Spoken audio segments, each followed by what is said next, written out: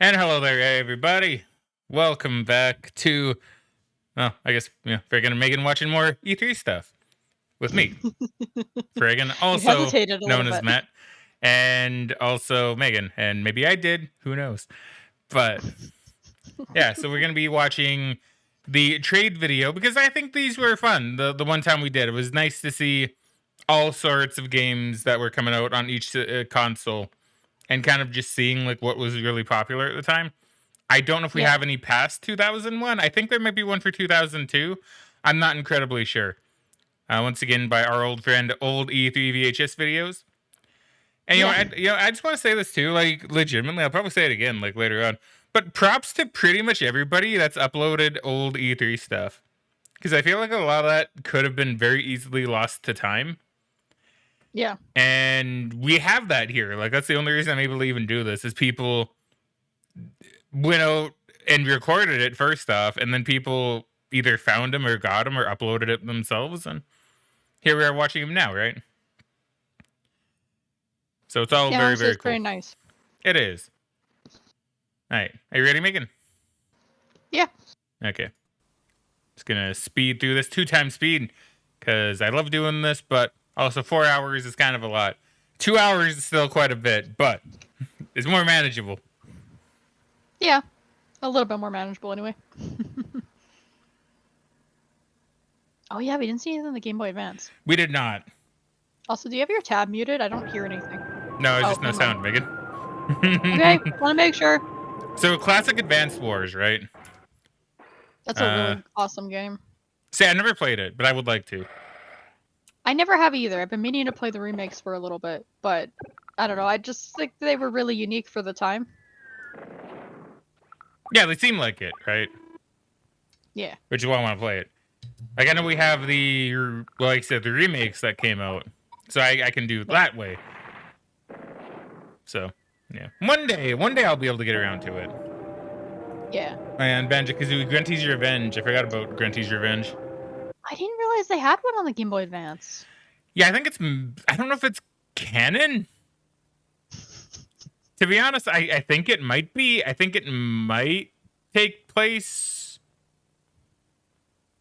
after 2E. Canonically, maybe. Okay. I don't know, because I think it came out before 2E. But the story doesn't make sense unless you do it after 2E, I think. Also, I don't know why there's no sound to this, by the way. I don't know either. Honestly, this doesn't really look like that bad of a game. No, it looks pretty good. Like, legitimately, you take a lot of Game Boy Advance games and they look pretty good. Yeah. No, I did like my Game Boy Advance. I kind of wish I got to play a lot more of the games that were on it.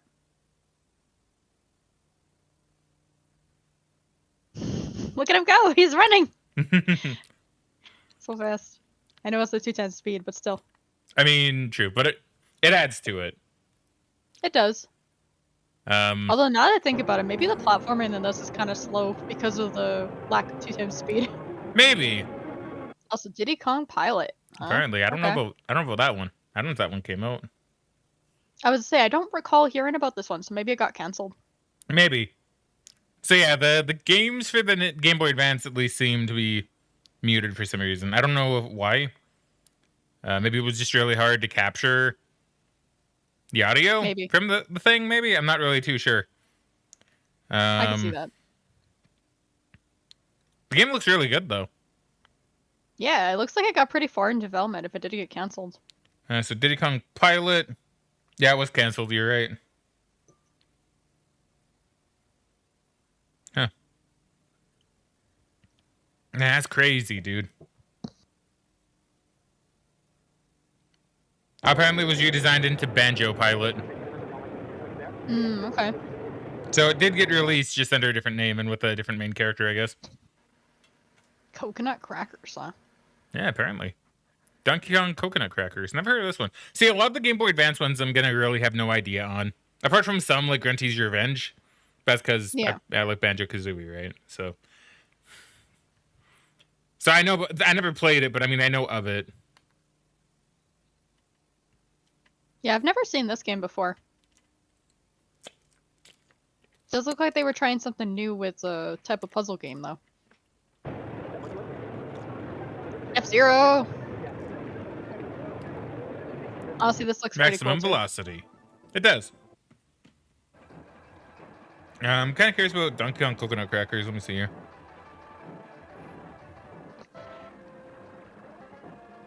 Donkey Kong Coco.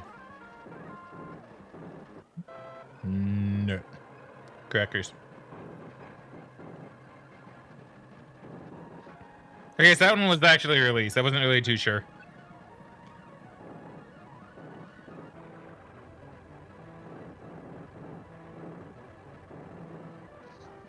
Yeah, it definitely looks like a unique puzzle game. I'd be surprised if it... Well, I'm more surprised I never really heard of it. I don't know. Maybe people didn't really know about it.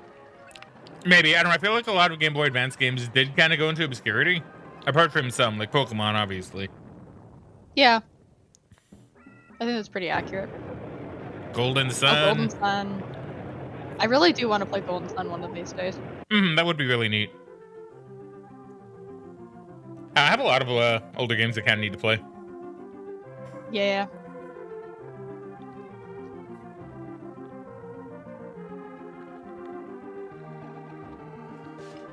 Most of which from me will be probably recorded or turned into content in some way. Probably.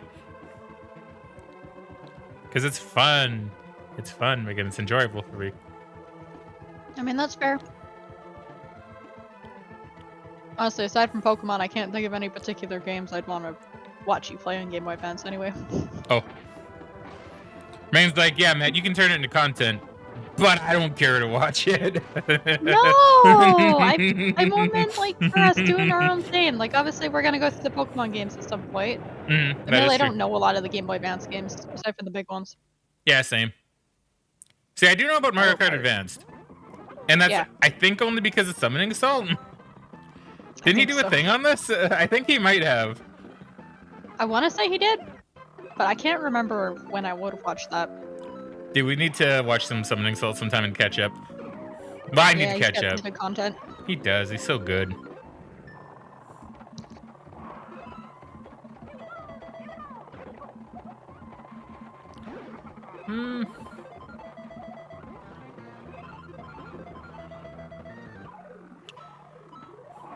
I mean, looks really good. Castle. Yeah, classic. Yeah.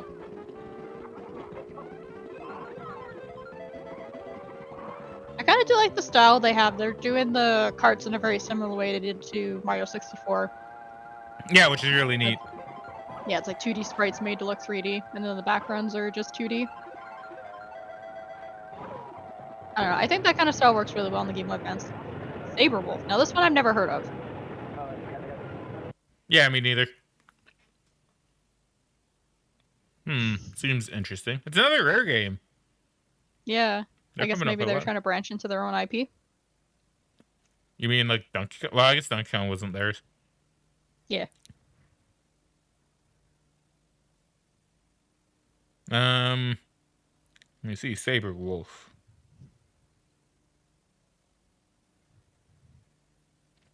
So according to this, that's for Killer Instinct. Let's see, GBA.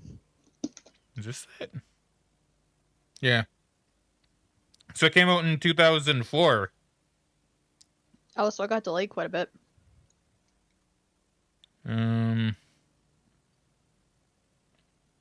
Apparently it's a remake of a 1984 action adventure game called Saber Wolf. Oh, okay. Sales were lackluster. Classic. Yeah, I could see that being pretty lackluster. Honestly, I was watching the gameplay and I'm like, this doesn't really look like it would be that much fun.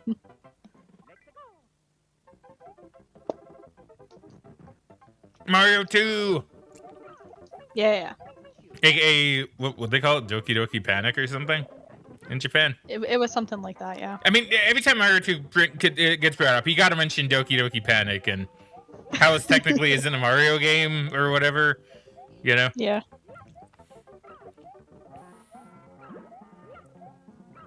Not like it matters. The game's still fun. Whether it has the Mario skin on it or not, you know? Yeah, honestly, this looks like it probably runs really well on the Game Boy Advance, too. Probably.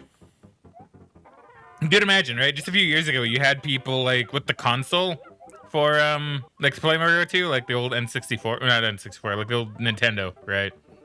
Yeah, Um, so Mario 2 is on the Nintendo, yeah, I not the believe Super. so. Yeah, I And think it was on now, NES. yeah, now you're basically getting like Mario 2 on a handheld.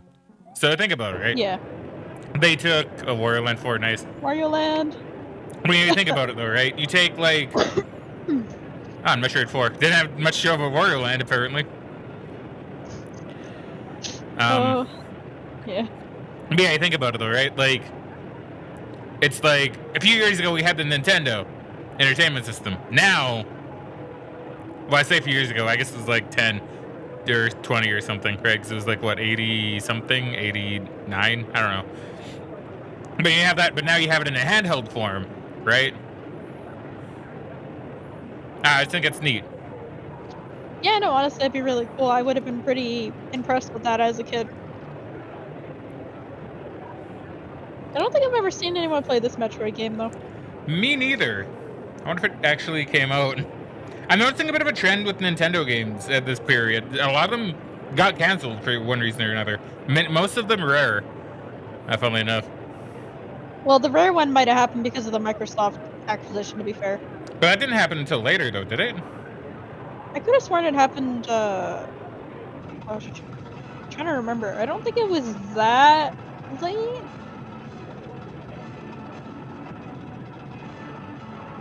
Castlevania Circle of the Moon. I've heard good things about that one.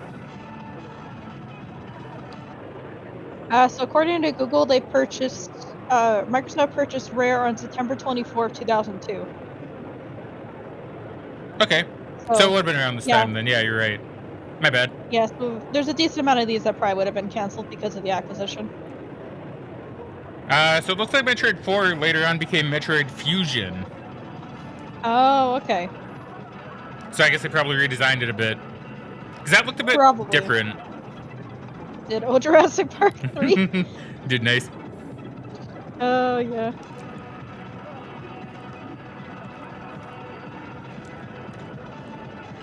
Man, Park Builder. No, I like how it's Jurassic Park, but you could also design your own, like, theme park. Well, these are all different Jurassic Park games, right? Oh, are they? Yeah. Oh, I guess they are. Because this one's DNA Factor. This one's Park Builder. Which I want to just point out here. I'm going to pause and just point this out real quick. This is basically Jurassic World Evolution, but like back in 2001. Right? If you really think about it. I guess it is, yeah. I've heard that game is cool, though. Yeah, I've heard that too. Primal Fear.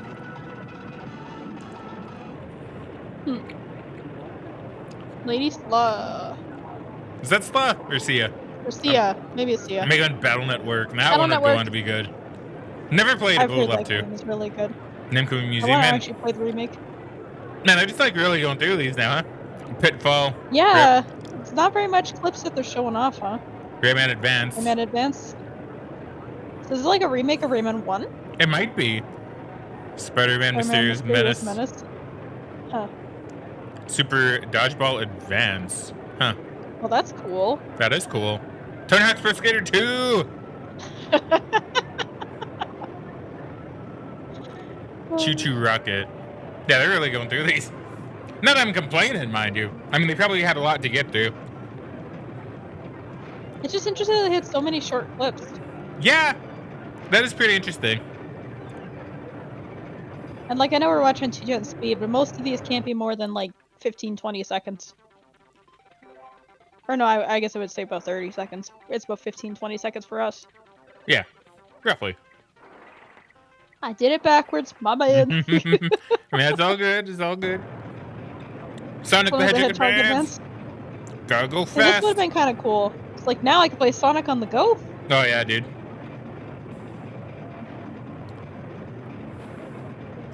Nigga, we need to do various Sonic things at some point. At the very least, I want to watch Sonic X with you one day. That would be fun. Yeah, maybe one day I'll get around to playing the games. I've never been huge into Sonic. Also, I like how they're just looping the stuff we saw. I know, right? It's like a tennis. See, some of these games actually look really impressive. Yeah. I kind of forgot. Like, oh, this is Dreamcast now. Okay.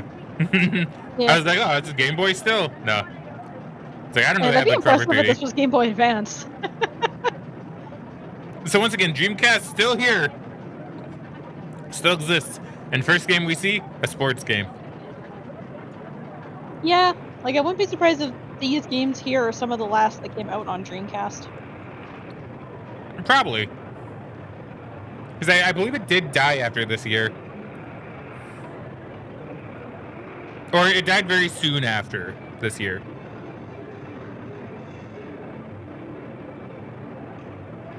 Shenmue 2, sequel to their smash hit from last year. Yeah, that's pretty fast turnaround time.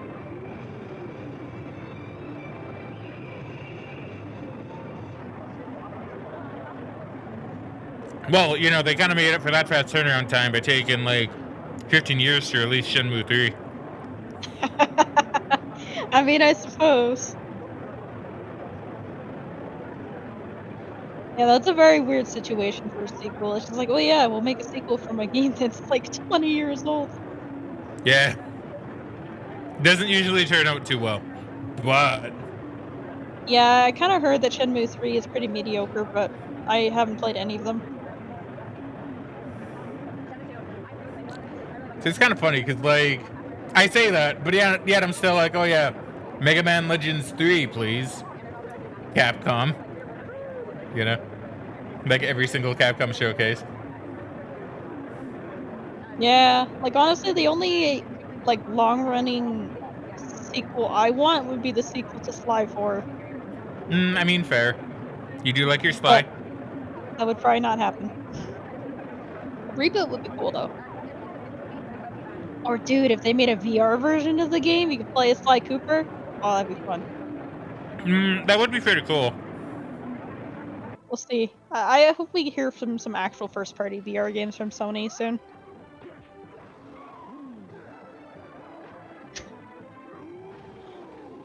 Yeah, they're looping this too. Oh look, another NFL game. Another NFL game, 2K2. From what I can tell though, the models of this one do look a little bit better than the Madden models from the PS2. Potentially.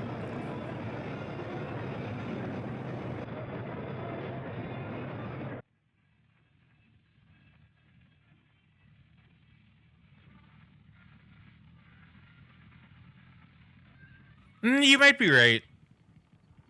I don't know. But the video quality, for me, it's a little hard to tell. Yeah, I don't know. I think the actual models of them running down the field just look a little better. It's hard to say because I haven't seen like any of their faces really to compare. Because the face detail on the PS2 ones seem pretty good. Oh, now we're at NBA.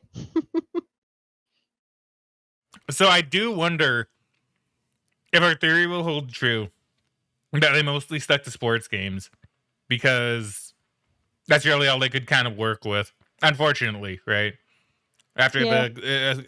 after the console kind of started to go below expectations. Oh, trucking game. Okay. Yeah, did they have this one for a I second don't now? believe so. Is that already? See, I I want will to say say they had this a one's at trucking. least a little different. See, we did see Outriggers, Yeah.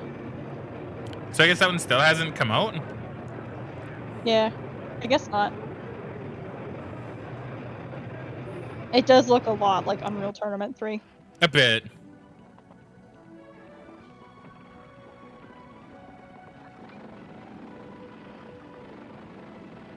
Shoot 100 bullets at the enemy within the time limit. So there's like challenge modes too? Okay. Propeller Arena. Oh, see, this is cool. This is pretty neat.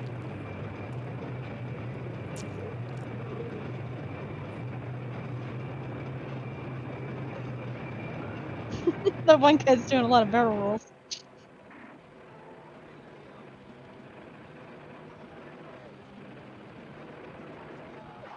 Oh no, he's crashing. That's the TNT sound.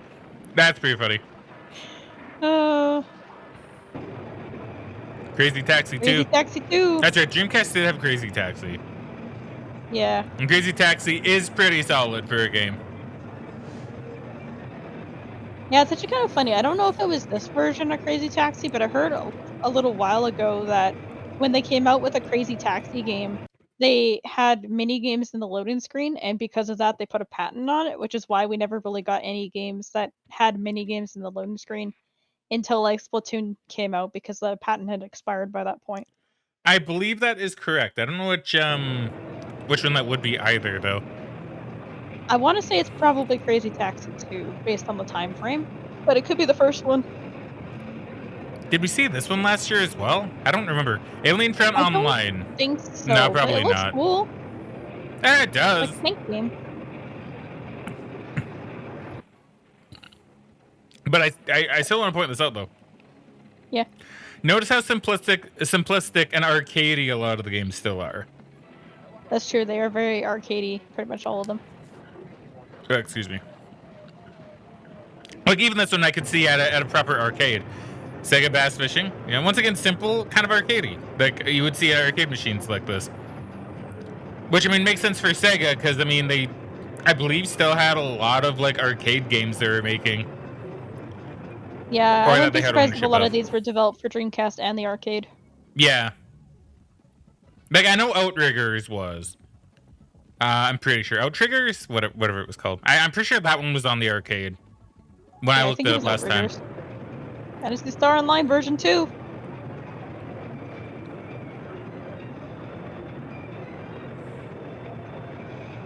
Yeah, this still looks pretty cool. It That's does. fun. Yeah, so see, I'm not saying like all Dreamcast games that we've been seeing are very arcadey and simplistic. Like Fantasy Star, I don't believe is, right? I don't think so, no. But a lot of the other ones we've seen have been.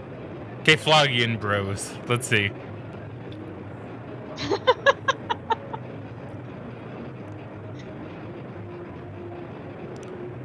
See, this one seems neat. It seems different. It does. I'm just trying to figure out what type of game it is. I guess it's like a 3D platformer? Maybe. It does look kind of fun, though. It does. Very Looney Tunes inspired. Very Looney Tunes inspired, yeah, I would agree. Bomberman Bomberman Online. Okay, that's kind of cool.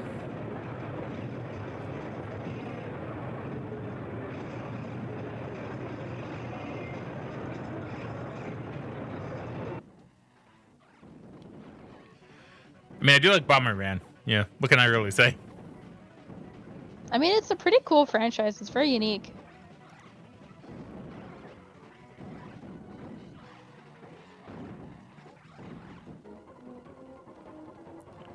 Ooga Ooga Booga? Booga. Huh?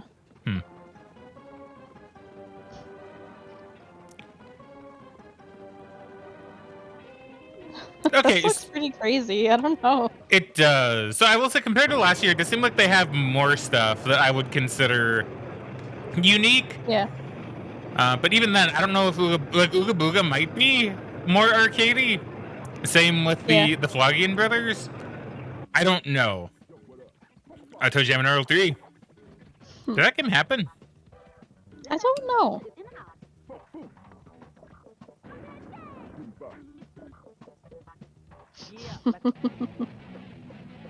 Sonic Adventure 2. Good classic. I love Adventure 2 a lot. It's really good. I don't know. I love Adventure 2 a lot, right? It's such a good game. Just everything from like the opening to the game itself. This opening here, the music. Crush 40 is really cheesy, but that's what makes him really good, right? Yeah. That's kind of a funny thing too, right? Like in every Sonic game that I've seen, I haven't really played that many, mind you, but every Sonic game I've seen, I always enjoy the music that Crush 40 brings, even if it's really cheesy, like Night of the Wind or what was the other one they did? Which one did they do for shoot, because I know Night of the Wind is from Sonic and the Black Knight, which is cheesy but really funny.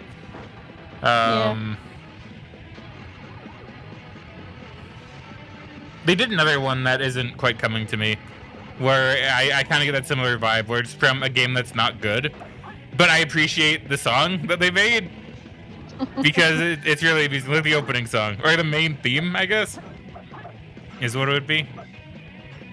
Yeah, Sonic's always done really well with the music. Like, even when it comes to the quote-unquote bad Sonic games, like Sonic 06, the music was really good in that game. Can't really confirm or deny, to be honest. I think you're right. From what I remember, I played a decent chunk of it, at least of Silver's story. I almost beat it. And I played, I want to say maybe close to half of Sonic's. I didn't get far enough in Shadows because I really didn't like playing Shadow. Oh, Megan. But, yeah, very bad game. But it's still kind of fun in its own way. Just the loading screens just kill it.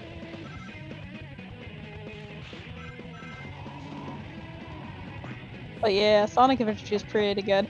Although I didn't realize until watching this now, maybe it's just because I just forgot. I didn't realize he took a piece off of the airplane and uses the skateboard to go down the streets. Yeah, I know, right? Like he takes a little piece off of the helicopter, I think, right? Yeah. It wasn't there, or was it an airplane? No, I think it was a helicopter. Okay. I think you're right. Yeah, I don't know. I just never put 2 and 2 together. I thought he just had a skateboard. Yeah, Sonic's cool, but he's not like just always has a skateboard. Kind of cool. I mean, Unfortunately, he could be. be Shadow and have the wheelies. Well, it's jet shoes actually. Okay, fine. But you know, we'll say wheelies. It's more fun. Or like hover shoes. Yeah, it's some kind of weird shoe technology. I don't know. It might even just be roller skates. I'm not sure. Nah, they're definitely hover-ish. Xbox. Here we go. Like I don't want to actually with Sonic, Megan, but I did play Sonic Adventure 2 a lot, right? I played Sonic Adventure 2 quite a lot. So I mean, and I liked Shadow a lot because I was that kind of teenager that was I a teen? No, well, no, I would have been getting there. I was like in my early like super early-ish teens when that came out, I think. Because 2002, I mean like no 10, 11? Yeah. Somewhere around there. Yeah. Okay, maybe we'll go through this normally because maybe we're actually seeing a bit more of the conference that we never actually got to see. Maybe. I think everything we've seen so far is probably what we already saw, but there might be more. There might be more. I'll slow it down here just to see. Yeah, I like Shadow. Okay, I thought he was cool. I mean, Shadow's cool. I just thought it was funny they gave him a gun. Well, yeah, and Shadow the Hedgehog, the game, yeah, they gave him a gun for some reason. He didn't have that in Adventure 2. I'm just going to tell you that. I know. You'll be able to get a box just like this. Okay, we have seen this one. You are right. Yeah. This is going to be a momentous event for the industry and for Microsoft. We're very excited about that. Yeah, you sound very excited about that. To 1.5 million units of Xbox. Yeah, the interesting thing with this, though, right, That's a great start. is they had a proper camera and a proper setup for this. Xbox will launch. Yeah, you're right. This is the one that we saw. We're excited to report that we're going to. They might have even gotten it from here, actually. They can do the same type of video. For $299, people are going to be super excited about what they get, and we know we're going to be able to sell as many units as we can. But yeah, like this feels like actually professional, unlike Nintendo and Sony at the time, who just had people in the audience, literally just filming it on their cameras. So they create an environment of realism with sound and graphics. Yeah, that's kind of why I'd actually be really curious to see it, because it seems like they actually had like a pro setup. Well, that's why we say with Xbox, your game will never be the same. We're working on it. Yeah, I mean, I wouldn't be surprised if that was a big part of their marketing because they were brand new to the console market. They're like, okay, we're going to make our presentation seem super professional to kind of like outclass Sony and Nintendo. Yeah.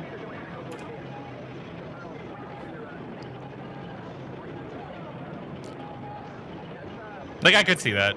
Who knows, maybe they even made kind of the standard for how they look. Because a lot of the camera like angles they had remind me a lot of what the conferences would actually become later. Shrek! I mean, it makes sense if they're all done at the LA Convention Center too, right? Like, you have the same room, essentially, for the conferences. That is true.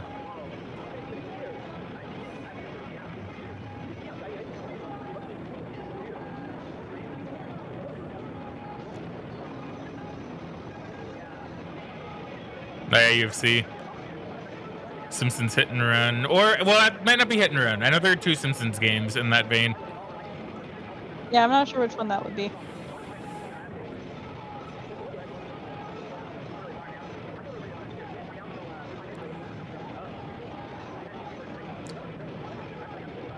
I think that Well, that one, looks cool. that one's like Cell Damage. I think. Yeah, cell damage is cool. Yeah, that's definitely cell damage. Yeah, I played some Cell Damage. I actually would like to own the game again, but again, I never owned it. But I would like to own the game at some point. Yeah, I do have that one digitally on PSN. Oh, Maybe cool. one day if I find an actual copy, I'll buy it, but we'll see. Dude, Megan, we should multiplayer it. I mean, it would be fun.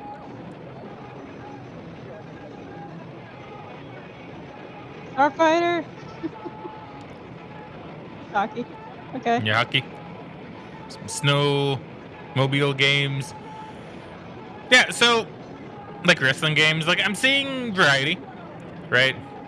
Yeah. Granted, I don't know what a lot of these games are, so I don't know if we're seeing clips from multiples of the same game. I believe we Yeah, I are. don't know. I think we are for some of them, but does seem to be a decent amount of like actual different games on here.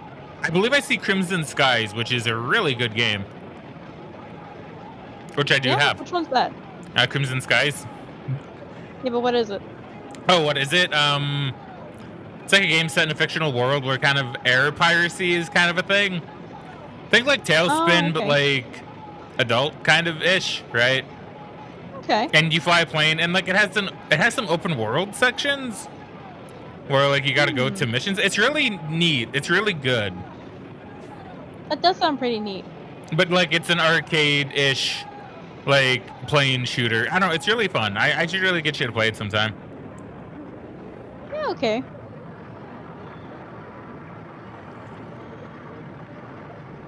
Oh, the eyes. The eyes, the Xbox eyes. Oh, the thick boy, the Duke. Amped. Okay, I do remember Amped. Project Gotham Racing, Delta Force, 4x4 Evolutions, Mad Dash Racing, NASCAR Heat. Okay. Munchies Odyssey, Tony Hawk, Halo, woo woo. Blood Halo's Wake. really cool. I do remember Blood Wake. Phil Fever. Obi-Wan. Obi-Wan? Oh, that's cool. Huh. I wonder if that one ever came out. I don't know. I'll do a quick Google. Just tell me if I miss anything cool on screen while I do this on my phone. Okay. Star. They're just showing off NFL Fever 2002. Alright, cool. Star Wars Obi-Wan. It did come out. Oh yeah, I remember the box art. Yeah, okay, no, I remember this one. I never played it. Okay. But yeah, it did come out. We'll have to see if we can find it sometime. Yeah, apparently it takes place before the Battle of Yavin, 32 years before the Battle of Yavin, shortly prior to and during the events of the film Phantom Menace. Oh, that's cool. Yeah, I don't remember hearing about that one. I don't know if it's Xbox exclusive or not, but Well, maybe we should see if we can find it sometime. yeah, because I imagine that game wouldn't go for a ton. I'm probably not. Seems pretty mediocre too, according to the reviews, but it'd be fun to have and play. Yeah. You know me. I don't really care if a game's mediocre, as long as I can have some fun with it. And plus, I'm generally pretty lenient with games. Yeah, you're a lot more lenient than I am. Yeah, which means when I say there's a game I really don't like, then that means something. Right? Yeah. I don't have as much patience for games as I used to, so like if the game is apparently bad, then I will probably just stop playing it.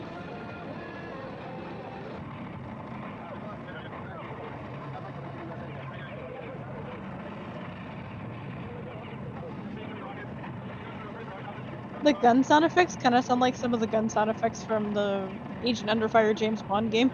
Oh, they might be, to be fair. Because I can see them being very stock-like. I remember they kind of sound... Yeah, I can see them being like stock sounds. But to be fair, it's also sped up, so that might be why. What? Well, I was gonna say, I guess it's kind of something they moved away from in the past few years, at least for like bigger franchises. It seems like they develop their own in-game sounds. They don't really use a stock library. Was that? I heard most of that, but I just want to be sure. Oh no, I just said for games nowadays, it doesn't seem like they really use stock sounds anymore. They seem to just create their own sounds, at least for the bigger AAA games. Yeah, I could see that. I could see you being right. Because it's become a much bigger like industry, as you've seen and as they've made very clear. The industry for video games have kind of just gone up and up and up as the years have gone on. Yeah. So I could see them eventually going like, yeah, our games are too good for stock sound effects now. Well, I think that's a big part of it is they want to make an impression on people, and if they're going to spend money on this game, then they will make their own sound effects to stand out from the crowd. Yeah. So I just want to say I found this kind of fun. Tony Hawk's Pro Skater 2 X, because it's on the Xbox, right? That is kind of funny. I wonder if they plan to have that be more of a thing, like with Nintendo 64, right? Like how they had like insert game name 64. I wonder if they originally had the plan to have it be like insert name X. You know? I can see that working very good, especially for the games they ported from previous consoles. Potentially. I don't know. I find Tony Hawk to be kind of interesting because it's kind of one of those franchises that was really big for a short period of time, and then it just died off, and we never heard from it again. Well, it's that skateboarding isn't as popular anymore. You know? Yeah. Like back when Tony Hawk Pro Skater came out, so many people were just skateboarding. Like I never skateboarded, but even I was like, "Holy shit, dude! Tony Hawk is so cool, right?" Yeah. And skateboarding is super cool, right? And I Yeah. like I said, I never skateboarded. I never really cared to try, but I watched so much shit in relation to like skateboarding. I played a lot of the Tony Hawk games. It was just super big, right? And you had the X games as well, which was like Yeah. had a lot of skateboarding stuff involved. Simpsons Road Rage, that was it. So, you know, but now skateboarding's kind of gone down a bit. It's not as popular. It's still there, but it's not Yeah. as popular, you know? Which is kind of No, really that's interesting. fair.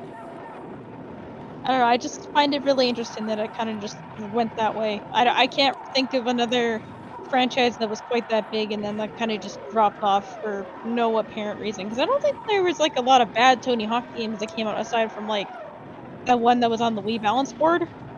Well, you had that one, but I think Tony Hawk games were kind of considered losing quality because I think you had like what was it?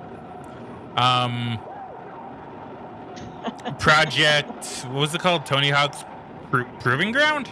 I think Proving Ground was considered not good. And then you had like Project something or other, I think, right? Okay. I don't quite remember. But I think you had some that were considered like not as good. And then you had other skateboarding games kind of coming out and kind of taking over like Skate, right? Yeah. And I think there was another one. I don't recall. But I don't know. I just think that plus the fact that skateboarding wasn't as popular, you know, just kind of let the series kind of die out. It is pretty interesting to think about, though, right? Yeah, no, because honestly, even like a few years ago when we got Tony Hawk 1+2 Skater, the remake, I thought we might even get more remakes of the other games, but we haven't heard anything in like the 3 years or so since it's been since that came out. Yeah. I don't know. I guess it's possible it didn't sell very well. I'm not entirely sure how much that remake sold. I'm not too sure either. You know, just kind of talking about the game that was on screen for a moment, if you don't mind me just kind of switching up a bit. Okay. Did you ever play like any of the Simpsons games, like Road Rage or? No, I did not. Me neither. I really should sometime because they seem fun. At least the GTA clone of the Simpsons, whichever one that was. I could never remember. I even said it earlier, but I don't remember it now. Hit and Run. That was it. Yeah.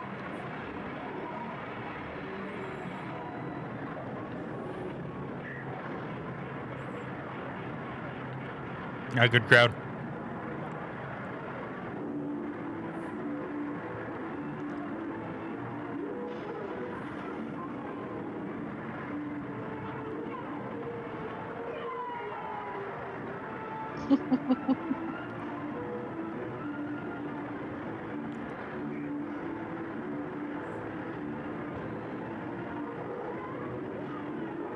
This one does look pretty good, you know, for like a It sports does, hockey yeah. game. Graphically, for the time, seemed pretty all right. It And I does seem like- pretty good, yeah. Yeah, and I liked all the little kind of realistic movements that they had on the like before the puck drop.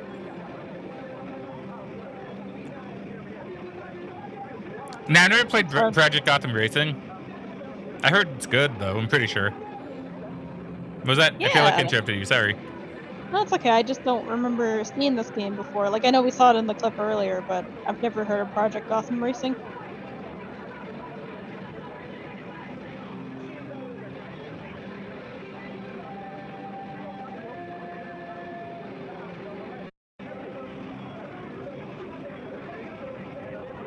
Game does look really nice though. It does.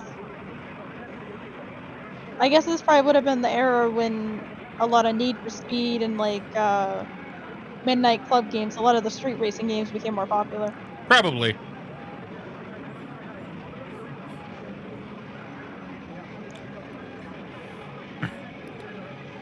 By the way, Megan, just to make sure, when you finished eating your foods, did you put your mic back closer to your mouth? You don't sound too quiet, did. but you just sounded quieter than you were the last recording, like yesterday, when you recorded the other stuff. I mean, I did. I'm sorry. Maybe I'm just talking a little quieter than normal. I don't know, maybe. I don't, like I say, no problem. No problem. I just know yesterday I was actually thinking, man, Megan sounded really good. Ah. Like I was like, to me, almost too loud to be honest the other day. But I was like, damn, Oh. okay, I can hear Megan like really solidly. But now I can still hear you, but it sounds quieter than yesterday, which is why I'm like, I don't know, is she? I'm sorry. I'm not, like I said, I'm not trying to call you out or anything. It's just, I don't know, I'm Nice. thinking about it. I'm thinking about it as we watch this. Okay. Well, I'm sorry. No, don't be sorry. It's not something to be sorry about. It's just me being genuinely curious. You know? Yeah.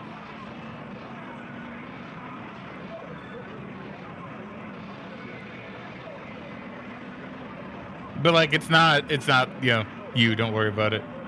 Like like I said, you sound good. You're just not as loud as you were the other day. To me, personally.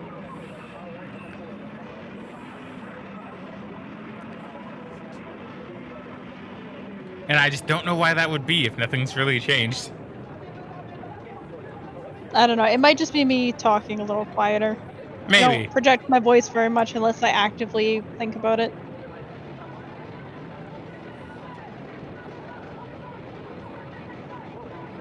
Either way, you're fine. You don't need to project your voice if you don't want to.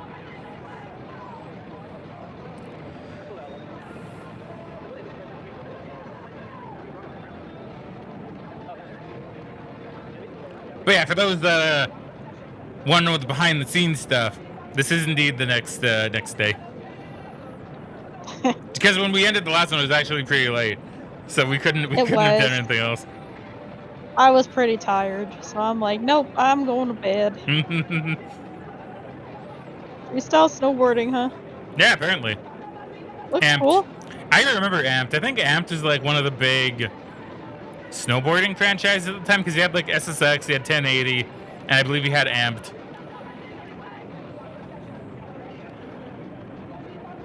You know, I remember they released a snowboard game on the 360. I don't remember which one it was. I'm pretty sure it was. I want to say it was probably Amped. An Amped game Okay. where it was very different in the sense that I believe it was like it wasn't open world, but like you know how Fusion Frenzy neat. But you know that one game that came out like a while ago, the one where it's like kind of like free roamy and you can kind of like glide around on your wingsuit and like go down a mountain or whatever. Oh, you talking about Riders Republic?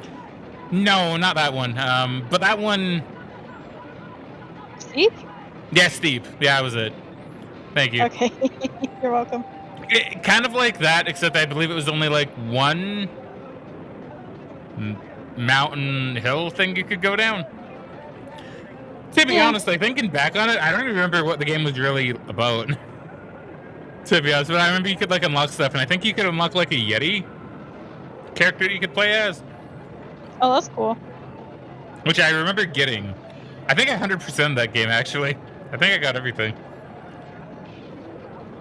I'm sure we'll see it as we go through this. Like, not for a few years, mind you. But we'll see it eventually as we go through E3.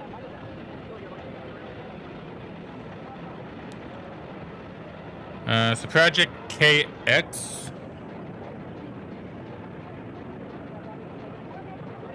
I just want to see what this game is. What the game was. Azurix Rise of Penthalia. Or Penathalia?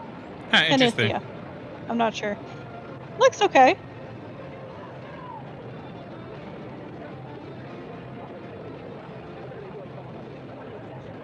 Guess I can't find anything about Project KX. Other than that, it was just something they showed in E3 2001, so maybe that didn't actually go anywhere. It might have just got canceled, yeah. Yeah, Megan, the fun thing with watching this with you now that the Xbox is here, you never played any really Xbox games, have you? No, not aside from Halo and maybe a couple odd ones here and there. Huh? If you could say it again for me, please, that'd be really great. Okay, sorry. No, I haven't played a lot of Xbox games. I've played Halo 1 and 2, and there might be a couple other ones I like dipped into and tried, but I don't really remember them. Okay. And yes, I know. The meme of we still haven't figured out the muffled thing continues. We'll work on it. I promise. It will happen. I just kind of forgot for today, to be honest. I did too. Because I was gonna try and be like, hey Megan, we should like look into that. Even if we don't change anything, we should just look into it. Yeah. But that's okay. It can be the continued meme until we sort it out. But yeah, so aside from like your friends and Xbox stuff, yeah, never really played an Xbox game. See, I have though. I have played a decent amount. Well, I say decent amount. I did play on Xbox a decent amount, I guess. Yeah. I guess I can say decent amount and have it be true. Yeah, more than I can.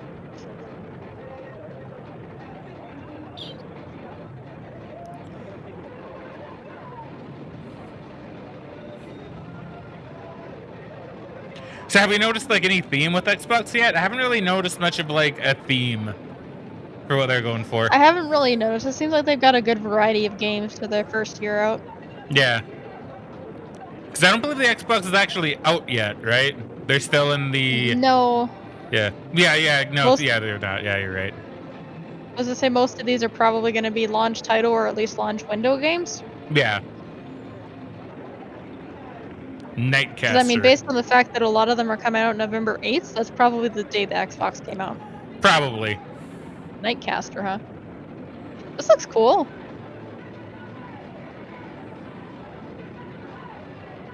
You don't really see a lot of games where you play as like a mage or a sorcerer or anything.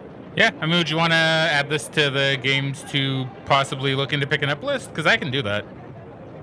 I mean, yeah. I probably should actually start a list on my phone. Well, I just figured for stuff like this. Oh, Star Wars Obi-Wan. I just figured for stuff like this because I mean, some of these games I'm either never gonna see, or I'm gonna be reminded, or I've never heard of before. So I figure, just keep an eye out for them, right? Yeah. So Nightcaster was that one. Star Wars Obi-Wan. So it's actually kind of funny, right? So Megan and I have recently, well, I say recently, it's been a little bit now, but the last time we went to our local game store, which usually sells these kind of cool games, we actually found Kodelka there. Yeah. Which I thought was really funny because it was like, oh, we actually just saw that one. There are a few actually that we saw there where oh, we saw that at that year's E3 that we watched. Which is just funny. It's pretty expensive, mind you. I don't remember how much it was, but it was expensive. I want to say it was about $250. Something like that. It was definitely over 200. Yeah, so I wouldn't mind picking that up. I mean, I have it on my list to pick up eventually. But I don't want to pick it up right now if it's that much. I'll probably start with the more cheaper games before moving on to the expensive ones. Yeah. I'm going to be very picky about what expensive games I go for. Not going to lie. I mean, fair. You can be picky, and I'll be slightly less picky, but I'll still be kind of picky. I just don't like spending that much money in a game I know is probably not that good. Because I mean, like once you get over $100, that's kind of a lot for one game. Yeah, but Megan, though, you got to remember though, it's for like just the novelty of owning it. For me, at least, right? Like for me, it's kind of like, like scrolling through this list. It's like,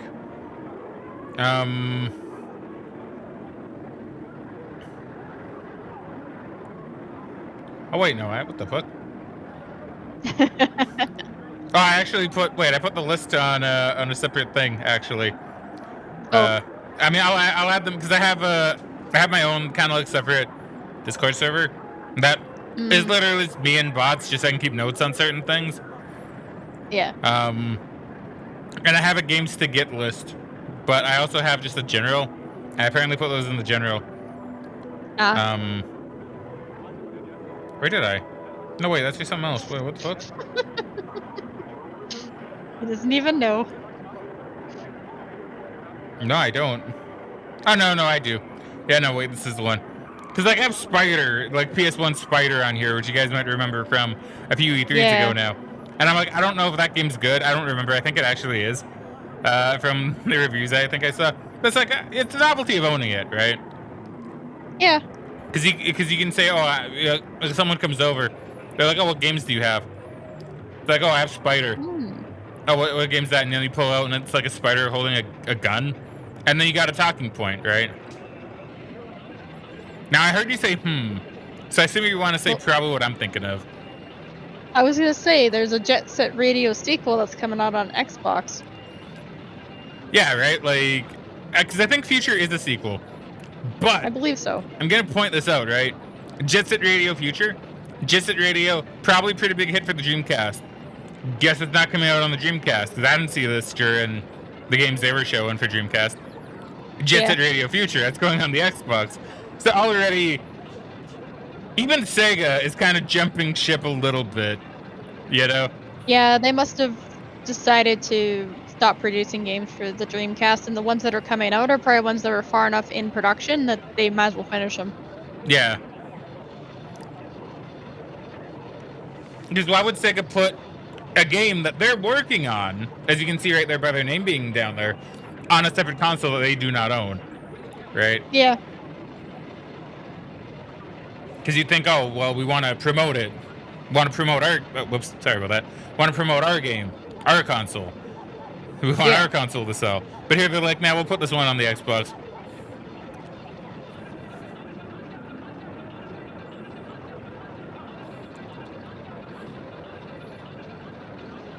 Like, if I was an industry professional at the time, and I was looking at this, I'd probably say, okay, Sega doesn't really have faith in the Dreamcast anymore.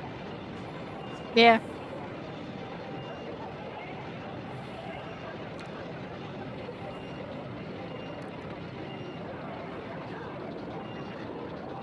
Honestly, it looks pretty cool, although I am noticing a lack of graffiti tagging in this promo video. True, actually. Did Jet Set Radio Future get away from that? I don't remember. It almost seems like it might have. I'm not sure. Yeah, because I never played a Jet Set Radio game, so I don't know what Future's like. Yeah. I've heard of Jet Set Radio Future. Yeah, I don't really know a lot about it, but I have heard of both of them.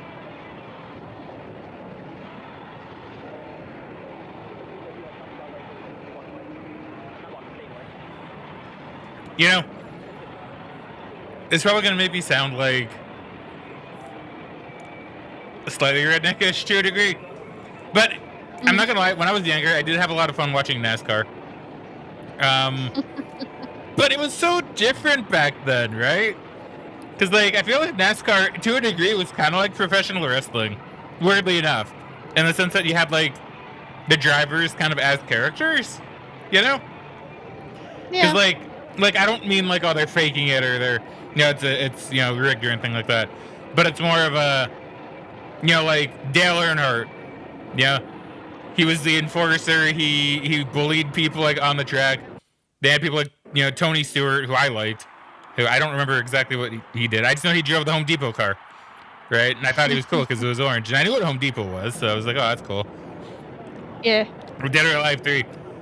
But I don't know. To me, NASCAR is very different back then, right? A bit more entertaining. Yeah, I can't say I watched a lot of NASCAR. I know there was a couple times we went down to the racetrack that was nearby our place, Castro Racetrack, I think. We watched every now and then, but it wasn't really a thing we did a lot, and we never watched it like on TV or anything.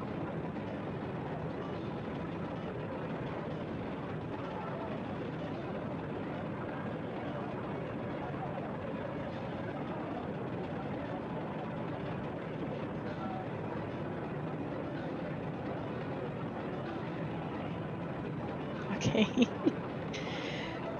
So, Dead or Alive 3. I mean, we did see some promo material for this already, but it looks pretty cool. Like, I'd be kind of curious to see what kind of stuff they would have added in this compared to Dead or Alive 2. I'm not very familiar with the franchise, though. I mean, yeah, that is true. That is quite fair. Dead or Alive going strong though at this point. Yeah, As like a I power know. fighter. Definitely seems like it's, well, for what I know anyway, probably in its peak at this point. I don't know how many games, at least of the fighting franchise, came out after this. Okay, hold on. I'm just gonna let Megan's bitrate catch up to her. I don't. I'm I'm sorry. I don't know what it is. I'm sorry. But like you're good. Every time I pause, you get better. I don't know why. I don't get it. I don't know. I mean, maybe it's just once the stream's been going long enough, it has issues. Potentially, it potentially has issues and the stream's going for long enough. All right.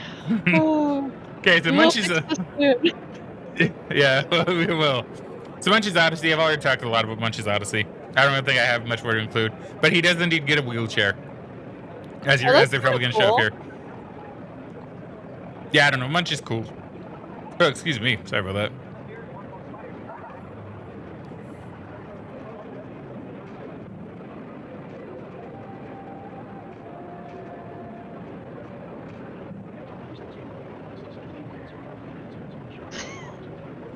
Okay, so yeah, look at Munch right there. Huh?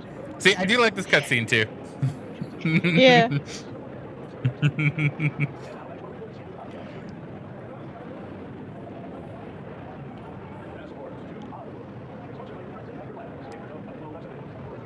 Oh, nice. Butt flow.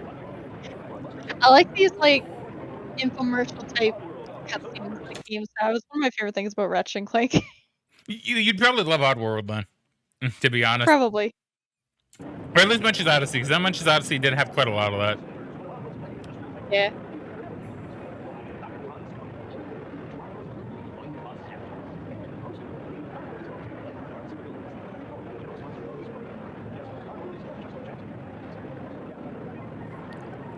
Wish you were here.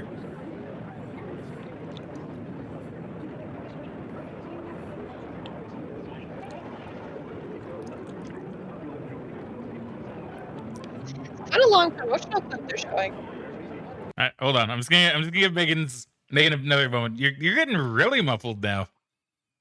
Like now it's actually coming up a little bit more often. Well, I don't know what we do. I don't know what we do either. I don't think there's much we can do at the moment, other than remember to take care of it off the recording. Okay. And for me to maybe just pause every now and again. What'd you say though? Oh, I just said this is a long promotional video. This is a long promotional video, yeah. A bear trap. Or a gabbit trap in this case. Oh.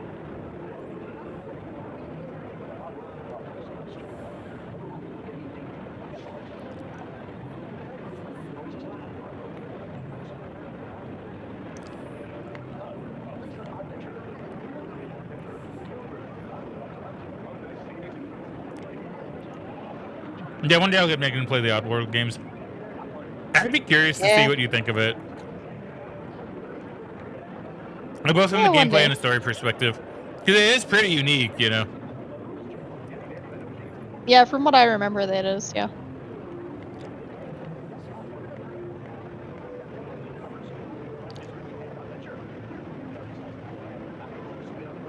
Yeah, actually, lore-wise, Munchie's Odyssey was actually pretty strange. They introduced like a lot of weird lore bits, like, to the game.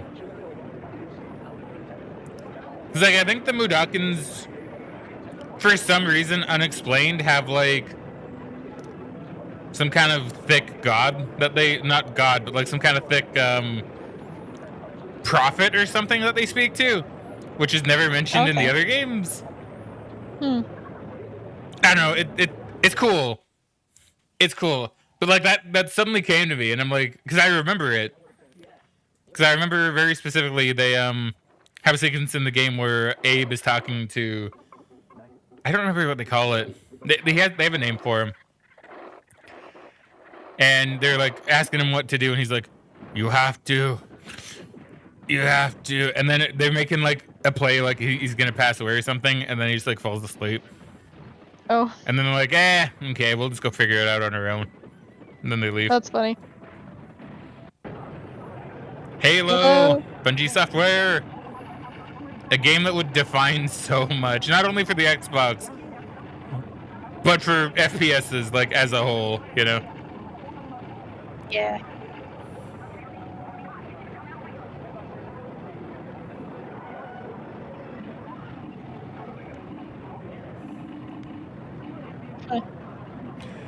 You know, with this cutscene in particular, I do remember something from the commentary, because every time Halo comes up, I talk about the DVD I got for Master Chief Legendary Edition, right? And I remember something very specific about that. When they were showing this cutscene in there with the developer commentary on, they said, okay, so we need to make it seem like it's you know, like they're moving and stuff like really fast, and we need to, because you have the Pelican dropship like behind the one that you can look at, like from Master Chief's POV. And I don't remember who it was on the team, but he said, so how did we, you know, figure out to make it kind of look cool? We just have the Pelican in back, like, move left and right really fast, you know? We just have it move left and right, like, a lot. It's like, you know what? Sure. You know? It's really funny. I really do want to show it to you sometime, Megan. It's really good. Yeah, I'd be curious. You can tell they had a lot of fun making the game, and they had a lot of fun talking about the cutscenes and what they did and what they had to like cheat to make things look really good. Yeah. I feel like that was pretty common back in this time. Yeah, that was pretty common back in this time, yeah.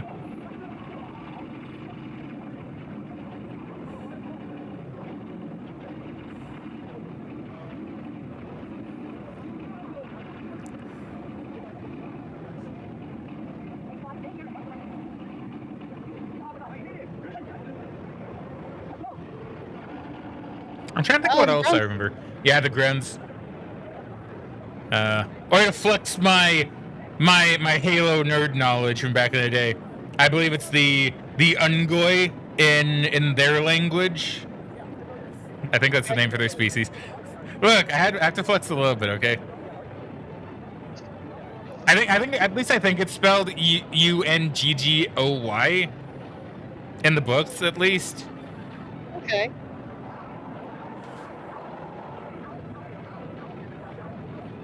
Grunts is more fun, though, to just kind of call them. Yeah, I'm pretty sure that's what they were referred to in the game. They were, yeah. No, those are called grunts. I just love them when they like ran away from you screaming. No, yeah, it's really fun. No, like the AI in Halo is actually really good. Okay, so Yeah. I'm just gonna leave it here for a moment. Not only just to possibly give Megan's Discord or whatever. Actually, I'm just gonna restart the Discord stream for you if that's okay, just in case that's a cause. Yeah, that's fair. But while I do that, I can also just kind of talk about how the AI in Halo is actually like really good, right? Really clever. So like for anybody that hasn't played Halo, like the grunts are meant to be like little grunts, right? They're really timid and honestly terrified a lot. And there are a lot of times in the game where the AI, I don't even think it's scripted for like area or specific models. But like sometimes the grunts will just look at you and they'll just run away because they're scared, right? And it's like that's actually pretty clever, you know, to have that, because that's character, you know, like that's character in the enemies. Like, you know, it's really cool. Yeah. It makes it very memorable. Yeah.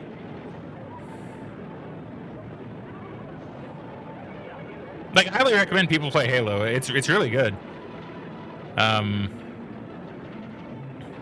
now that they have like the Master Chief Collection, it's really easy to actually Yeah. play.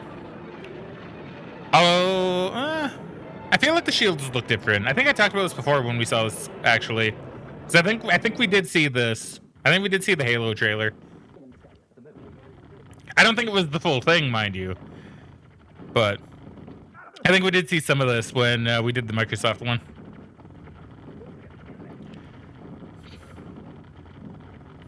Yeah, really good game. Really good game. Yeah, it's a really fun game. And I do want to stream it at some point. And you know what? Funnily enough, it won't be that long to get through, I don't think. Because I think even if I played like all the games, kind of like what I'm doing with Resident Evil right now, I don't think it would take me that long. Mad Dash Racing. I haven't heard of this one. Yeah, I can't say I've seen this one. The Crystal Dynamics game, though. Oh, really? What else have they done? I know I've heard the name, but it's not coming to me. Most recently, they've done like the Tomb Raider reboots. Oh, they've done the Tomb Raider reboots? Okay. Yeah. They also did the Avengers game, I think. I don't know what they would have done at this time period, though. Well, you mentioned they did the Avengers game, and I am just right off. I'm done with the company now. You had me. You had me in the Tomb Raider remakes. Now you lost me. I mean, to be fair, I don't think it's necessarily their fault. I heard the game itself was good. It just got a lot of shit thrown at it. I do like how this appears to be a racing game where you're not actually in a car. It's just people running around. Yeah, it's pretty neat. Virtua Fighter 4. Another Sega game that's not on the Dreamcast. That's a good point. And notice how, besides Shenmue, it's two of what would arguably be called their biggest draws, right? Jet Set Radio Future and Virtua Fighter. Wait a minute, this isn't on the Xbox anymore. Oh, Naomi that's 2. not. Wait a minute, when did we get off of that? I don't know. Hold on. I thought Okay. Oh, we just got off of it. So is the Naomi 2 supposed to be like the Dreamcast 2? Maybe. Because I've never heard of that, but that's the Dreamcast logo. That is. That's interesting. Was it... I guess maybe it was a little bit in production before it got canceled, but that's weird. Oh, okay. The second Naomi 2 is an arcade board developed by Sega. So okay. see, they were still into the arcade stuff at this point. But once again, though, yeah, like you said, this isn't on the Dreamcast. They're putting this on in the arcade, right?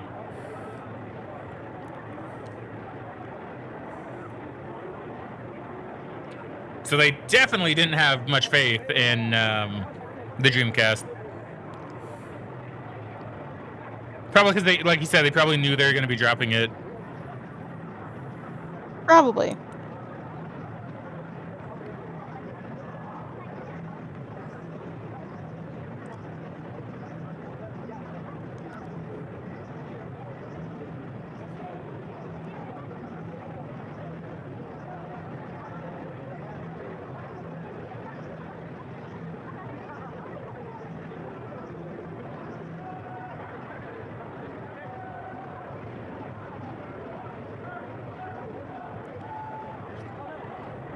Do you think we'll ever get like another Virtua Fighter game? I don't think we've had one for a long time now, have we? I'll be honest, I'm not sure. Okay, moving on to some GameCube games. Here we go. Now, this is another area of expertise that I have. Because I played a decent amount of GameCube games, from what I recall. And I know the GameCube isn't out, so this is going to be interesting. Because I know we saw a couple at the conference. But I'm curious what else we'll see.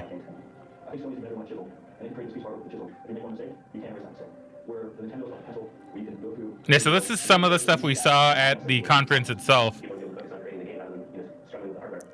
Xerisha Studios, Silicon Knights. Because this is after they were like, oh, and here are some developers telling us how easy it is to develop for the GameCube. But what they've really done is optimize the system to make the best video game performance rather than the best polygon performance.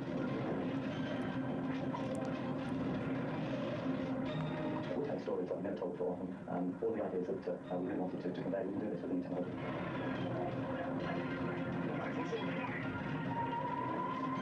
Now you need to produce great stories, great content, really start to come to the forefront. And I think it's a time where the people really create great games are released. The machine is so capable. We are able to very closely deliver what we really want to show players. When it's one of the examples, you've seen some things that we can do with N64. You can see the whole order of magnitude better. This is the first 3D platform that really will give us the ability to show you what we want to show. People saw the technology I started hopping and they said, so what does this mean we can do? And then when they found out, I put it up and you just see them started to drink. Once again, though, I do find it kind of interesting that at this point, Sony is the only one with like an established next-gen quote-unquote console, Yeah. whereas the other ones are releasing later this year. So right now, Sony's riding a high on the fact that, well, their console is selling well, and their console is ahead of the game at the moment, right? How do you keep making the greatest games? You start with a platform, one that blends color and agility with a singular purpose. You base everything you do on the art of the developer and your true knowledge of the players. Then you make it affordable and available. Add a generous helping of pure Nintendo fun, and you call it Gamecube.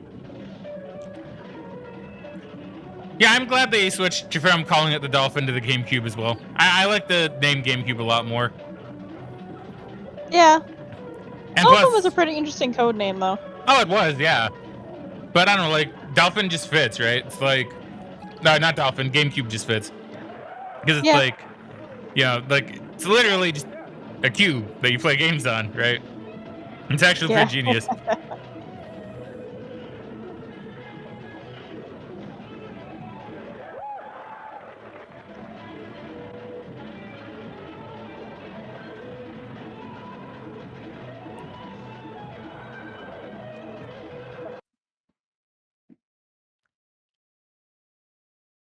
Yeah, Mickey stuff. That game seems weirdly interesting. I'm gonna be honest. Yeah, it does.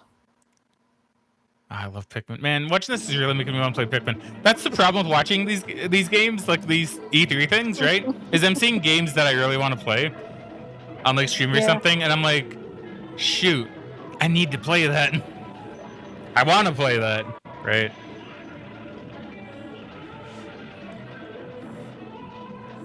How was that? That's Animal Crossing. But what they call it here?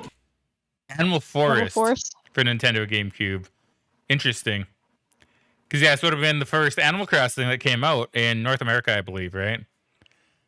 Was, I guess because we never got the N64 one. Yeah, we never got the N64 version. So I guess they were originally playing with the idea of calling it Animal Forest. I wonder why they changed it. Because Animal Forest isn't really a bad name. It sounds a bit more unique to call it Animal Crossing versus just Animal Forest. I suppose, yeah. Yeah, I suppose. I'm just trying to think, like, why. Like he said, it's more unique, but, like, from a name perspective, why would they choose crossing? Maybe because, like, you're crossing paths with a lot of different animals? Probably. Because they'll be coming into your town, leaving your town. You'll meet new ones regularly, right? Yeah. Maybe that's the idea. Metroid Prime, yeah. That's interesting, though. I didn't know it had a different name before. I didn't know that either.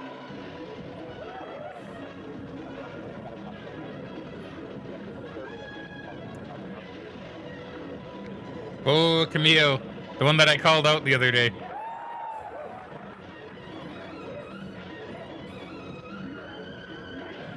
Or recognized, I should say. Yeah.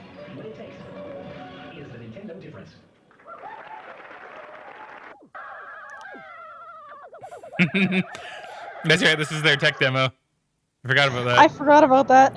Another like 1,000 Marios.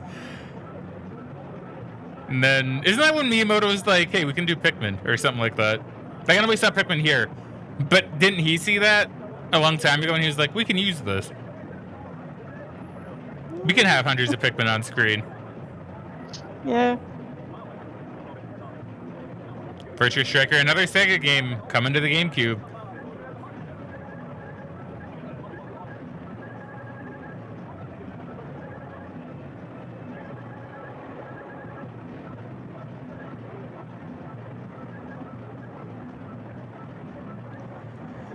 Yeah, I really want to play that anime soccer game that's coming out, just because it looks really unique and fun. It does. I don't remember what it's called though. A Fantasy Star Online.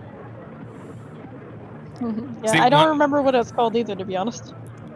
So once again, Megan, as you pointed out, right? It's like, well, Fantasy Star Online is on the Dreamcast, but now if you want, you can play it on the GameCube as well. Man, yeah, if I were watching this back then, I would definitely say, yeah, Sega is done with the Dreamcast. Yeah.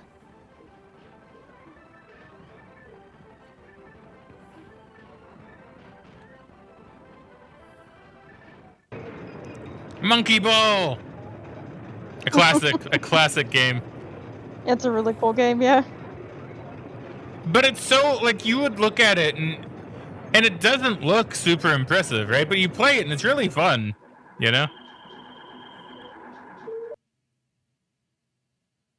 Meet the Pikmin. Meet the Pikmin. I like that there's just really not much to say about Monkey Ball. So just like, here's a monkey and a ball, you get a banana, and now we're just on to Pikmin. Yeah.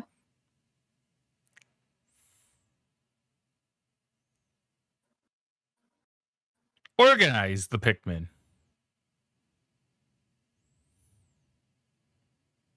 I really want to see you play Pikmin sometime, Megan. I think it'd be really fun. Yeah. But you don't need to sound sad about it. I won't make you play it if you don't want to play it. No. I want to play it. I just have so many games to play. It's difficult to get through the stuff that's even coming out now, let alone the backlog of everything else. Yeah, I know. That's kind of the struggle. It's like I'm not even playing a lot of new games.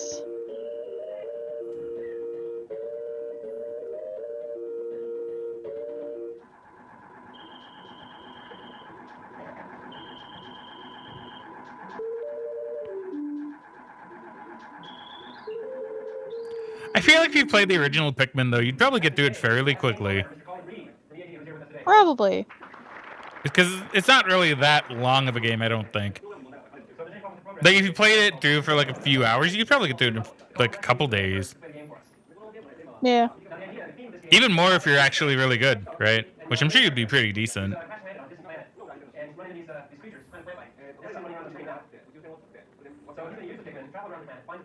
See, dude with the camera right there. Maybe that's who we were watching before. Who knows?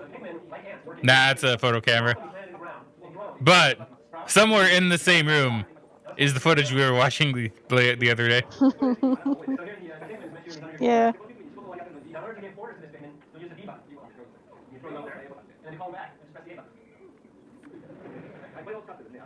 So we'll use these pigments to cut these flowers down here. Okay, well, now this is a pellet that's popped out of the flower. And we'll have a pigment carry this. Bring it back to the nest there. Heave, ho, heave, ho.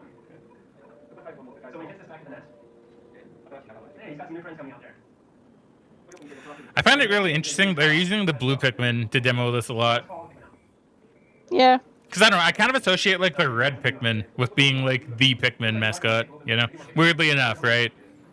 I mean, because I used Yeah, the maybe red it's just Pikmin you the got it most. earlier in the game. I mean, maybe. There's a white one there. 10. That one, I don't think we can quite move this yet. I think we're going to need about 10 pigments for that. Come on, little guy, you can do it. He's trying. You got it. Maybe we get some friends to help him out. Maybe there's some red pigments around. Hey, these guys can help out. Yeah, there's a lot of red ones here. Let's get them to help these blue ones out. I do find it interesting how at this point they didn't have the number over the item to tell you how many Pikmin you need or like how many you have on there. Yeah. I mean, that is a very good thing that they added. It makes a lot of sense. Yeah. Now let's move on here. You can also use C6 to dodge your enemies. And you just let the pigments hang out there by themselves. We'll be able to skip through this a little bit because you've already seen this, right? Yeah.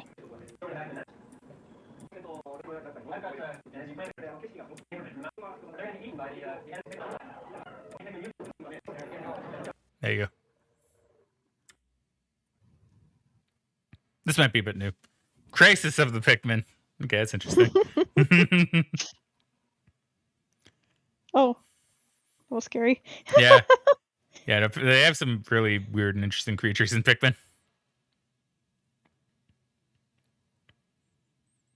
Oh, Pikmin's pretty great. Okay, I'll just show them that again, just looping it. Glory of the Pikmin. There you go. Wave Race Blue Storm. See, I did like this one when I played it.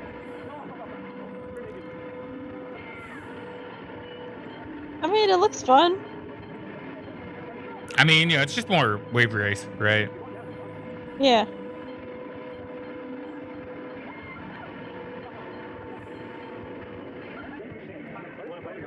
Yeah, there's a really interesting point in gaming history where jet ski games were actually fairly popular for some reason. Yeah. And then they kind of just died out. Yeah, because like you had Wave Race and then you had Splashdown. And I mostly remember Splashdown because it had kind of some unique courses, but also the fact that they got like a very kind of early-ish 2000s band and song for their opening. Which I don't know if it's a well-known band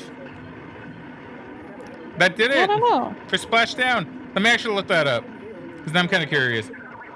Splashdown game opening song.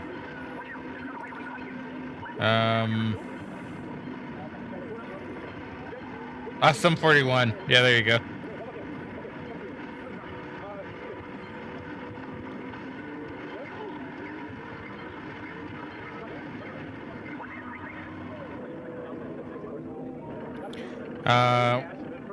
Yeah, Splashdown came out in 2001 as well, funnily enough.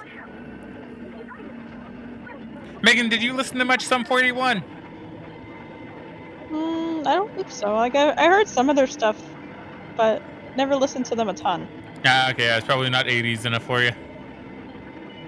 I listen to more than 80s stuff. Okay, that's true. You do listen to early 2000s music, like Green Day. I think Green Day is like the only one I've heard in your car, though. That's from like the early 2000s, I think. Oh, and Nickelback, yeah, sure. Might get a lot of hate for that one, but I like Nickelback. So. Oh, no, Megan, how dare you.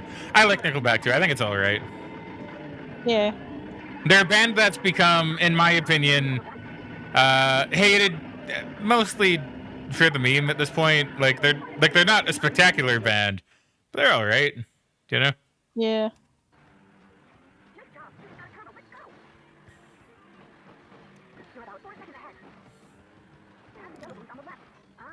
But yeah, Megan has a lot of like a lot of Bon Jovi in her car and anime music. But I do like Bon Jovi.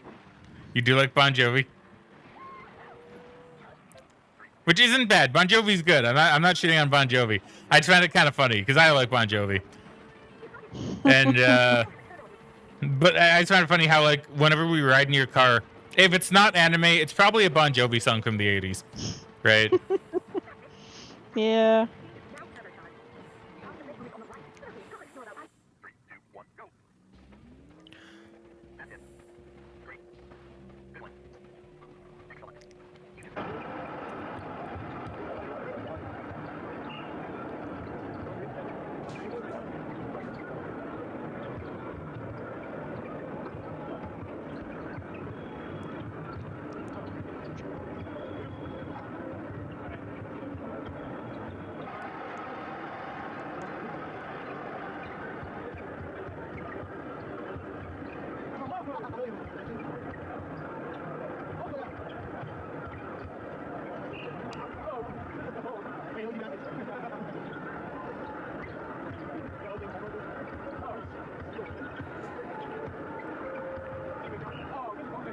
Yeah, just like your traditional NBA game. Not much to say. We've seen a lot of these already. Yeah. But I do find it interesting, though, how at this point we still have unique names for them, I guess, like NBA Courtside, right? Instead of now it just becoming like NBA 2K. Like, I think 2K is really the only basketball game that kind of exists now, isn't it? I think so. I mean, Melee. So this just looks like it's from the same presentation, so we'll just like skip through it a little bit. Yeah. Because like it's cool, yeah, but we've seen this one already. Oh, but we haven't seen like the actual stages though.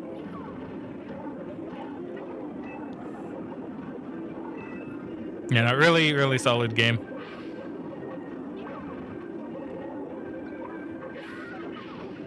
Wait a minute, they have items on. Whoa, sacrilege. Sacrilege.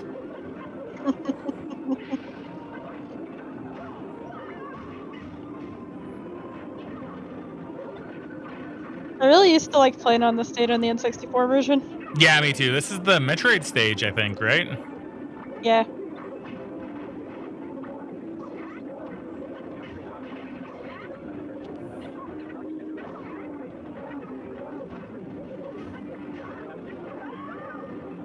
Yeah.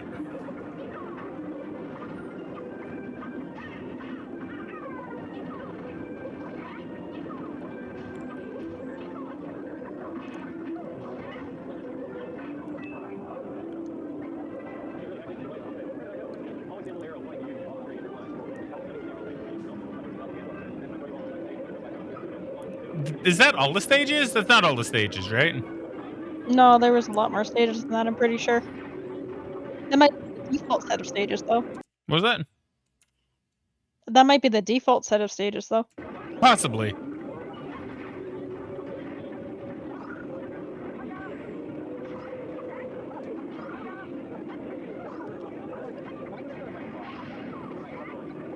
And Mario is struggling. He's already in the 80 Yeah, a little percentage. 90%. Come on, Mario, fight back.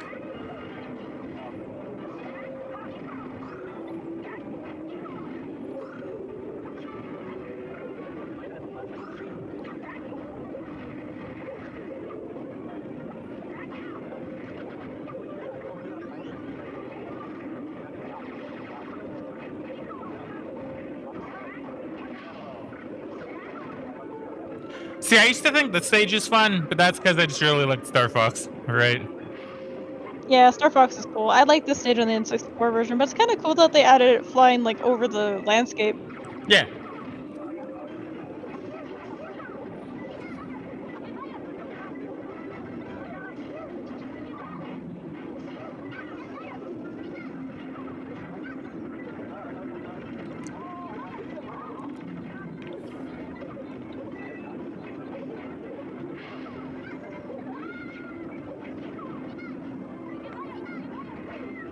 The stage, I don't think I really liked all that much.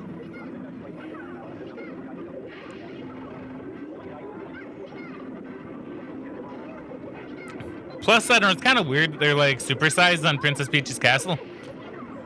Yeah, It's a bit strange, but yeah.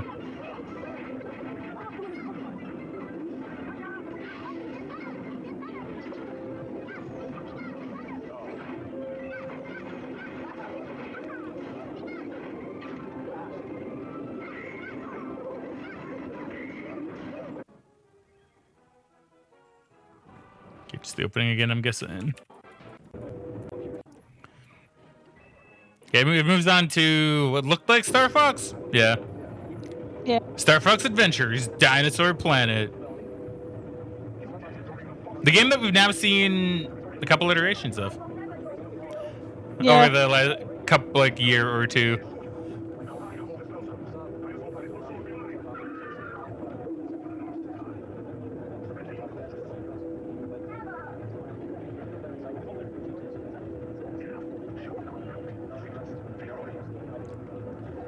Yeah, I kind of wonder if you were to go back and play the game, right? Play Star Fox Adventures. Mhm. If it would actually stand up a little bit, because I kind of feel like a lot of the reason people didn't like it back then was just because it's not really Star Fox, right? Yeah. But I wonder if you were to play it now, if you could kind of look past that and say whether it's actually a good game or not, or at least know, decent, maybe. you know.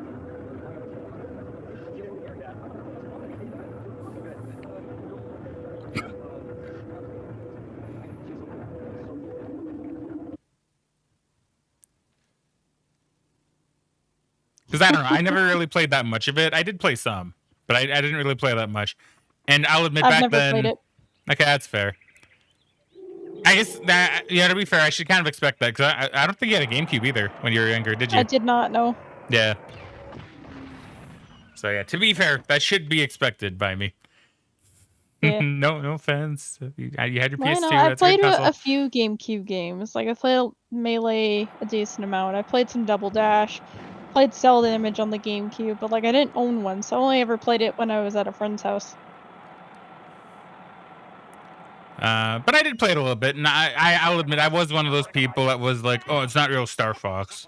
Not really, right? So now I like to think I'd be a lot more tolerant now. The game that we've never seen, well, until it got released on the 360. So this is interesting.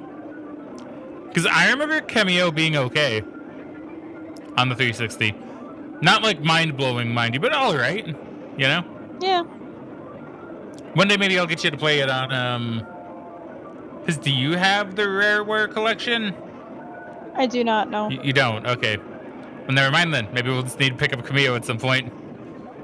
Yeah, no, I never picked it up because I didn't have an Xbox One. Oh yeah, that's right.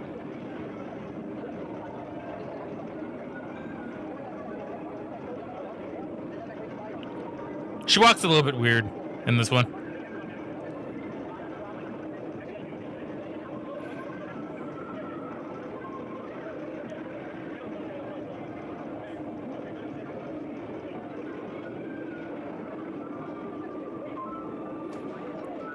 You know, though, I will say I don't actually remember what Camille was about.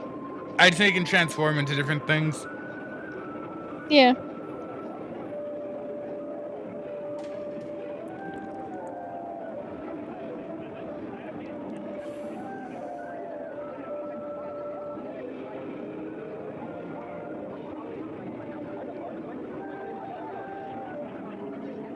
But yeah, I remember playing it back in the day and thinking like, oh, this is fine.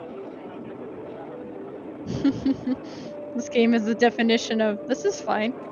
Well, it was better than the Perfect Dark game that came out on 360. And that was know, like I'm just the wondering. only other one that came out, I think. Actually, that's not true, because you had see, I don't remember exactly what games were launch titles, right? Yeah. I think it was Perfect Dark, Cameo, and I believe Condemned Criminal Origins. Okay. Because I remember picking up, because I think I did get a 360 on launch. I think that was the console I got on launch. And I believe I got Condemned Criminal Origins with it.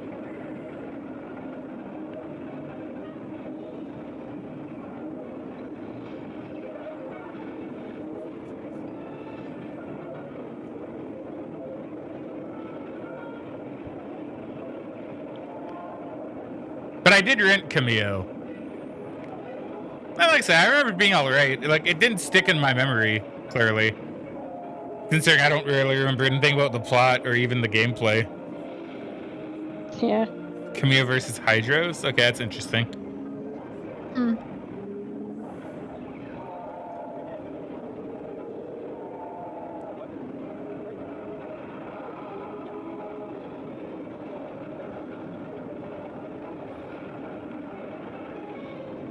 You got a lot of different things you could transform into.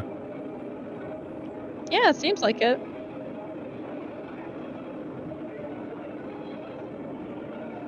Dude, it's hydrating. It's like me when I wake up in the morning.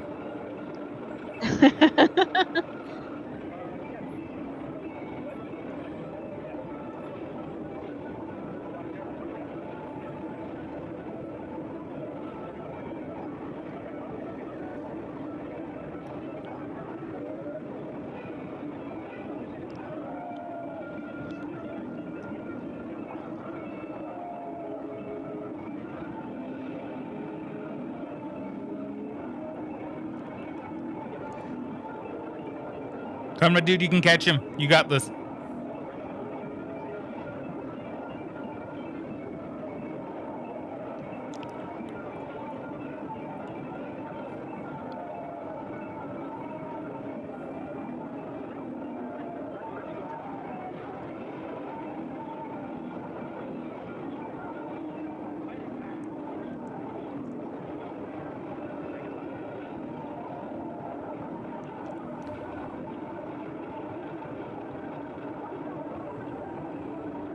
Having a bit of trouble climbing those stairs, huh? A little bit.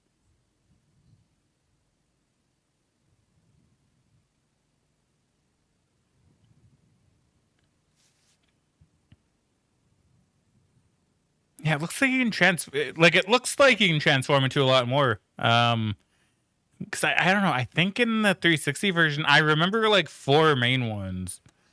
Maybe you could transform into more. I never beat the game, so I don't know. I don't know how many transformations you actually had or could do. But I don't know. I remember like I'm pretty sure there were 4 main ones. I think you had like a grass dude you could transform into. As one of them, I couldn't tell you the others. So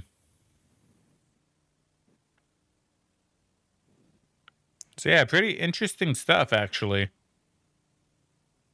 A lot more dinosaur inspired ones. It looks like this one, right? Yeah.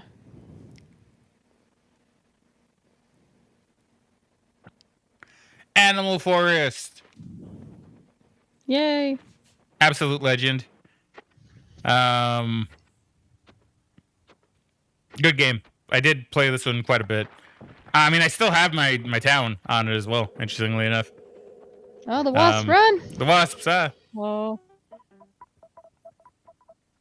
Okay, that's yeah, that was kind of funny.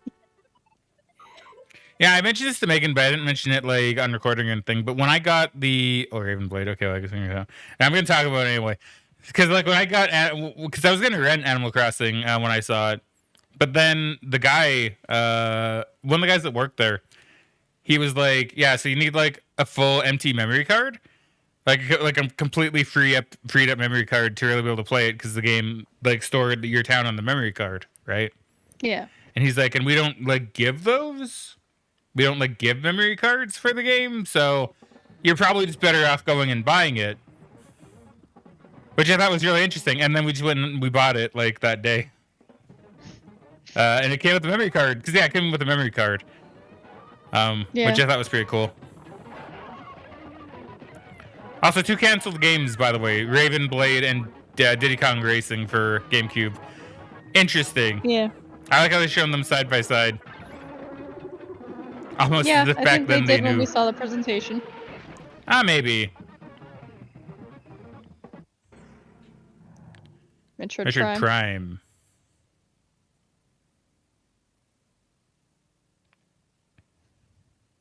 Yeah, and we saw this one during the presentation too. I don't know if this We is saw the a little same bit of it, stuff. but not much.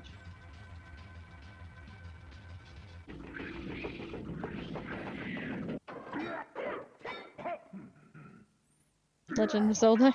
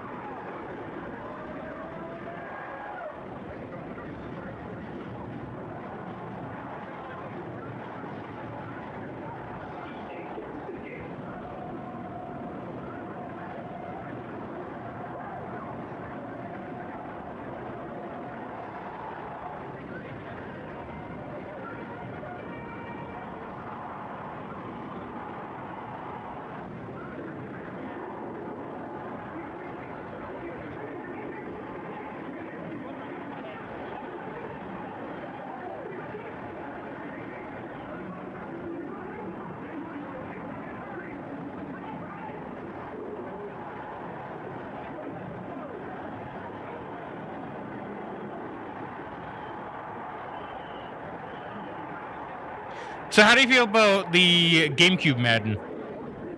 Since you seem to kind of have a slight opinion on it, since you mentioned the animations and stuff during the Xbox one. Yeah, like I will say, I think the PS2 version of Madden looks better than the GameCube version there. Okay. I'll also show you the most unique feature of the game, a really central part, the sanity system with this particular game. All the characters are capable of this system, we're going to show them. And again, all the stories by back to each other as you to the left, there's a gratuitous amount of geometry in this room, the amount of buttons, all real geometry. It really gives the room detail, character life. If you actually look at when the ability with all our facial expressions, all you want is animation, you can look at that painting and look at it hard. Yeah, Eternal Darkness, really good game as well. Yeah, I've heard. I've never played it. You should play it. I mean, I will, eventually. Fair. You can and will go insane.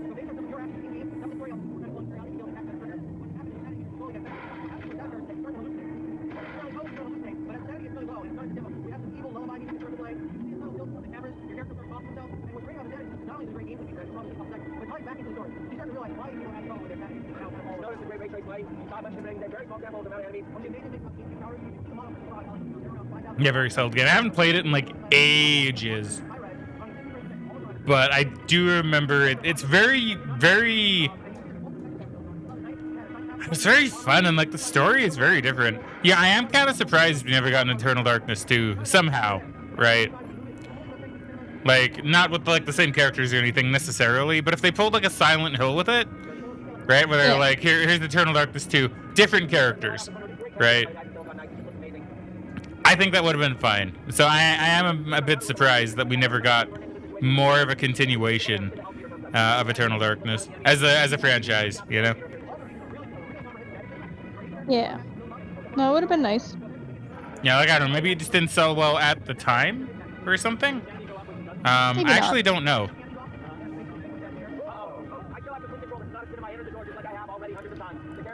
I know his limbs.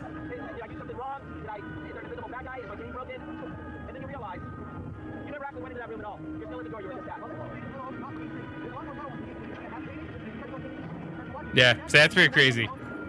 How the game like actually messes with you. Yeah.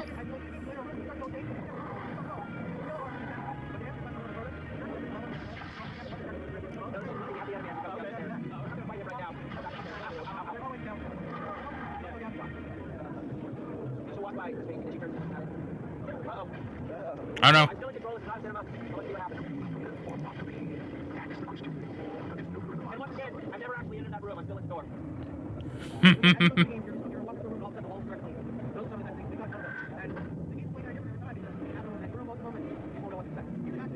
Yeah, I'm kind of surprised no other game has tried that, right?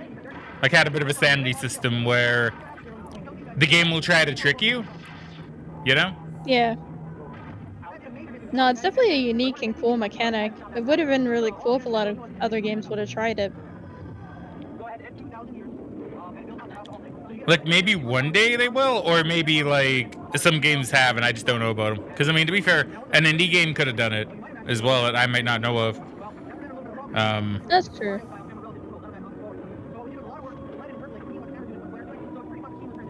But I don't know. I think it's a cool mechanic. I think it's very neat, and I would like to see more of it.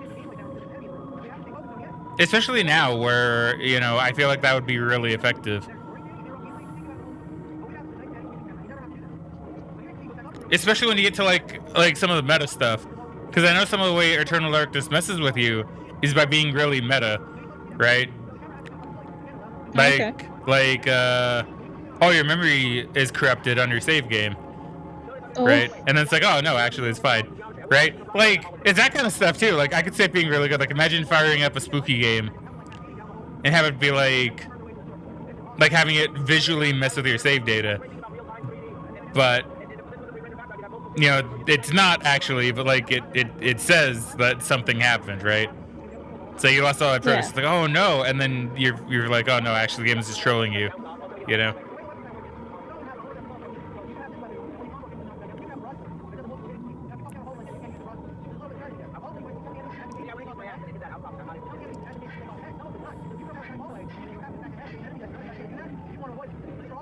I mean, I guess some games recently have done it, right? Like, well, quote unquote recently. Like, look at Doki Doki Literature Club, right? They kind of did stuff like that. That's true. I'm trying to think of like any others. I think there were some that did that. Like, I know Doki Doki is one. I think there's a game out there that I think there is an indie game that has kind of done a bit of meta stuff like that as well. But I don't know. I kind of like that stuff. I think it's really, really neat. Yeah, it does sound pretty neat.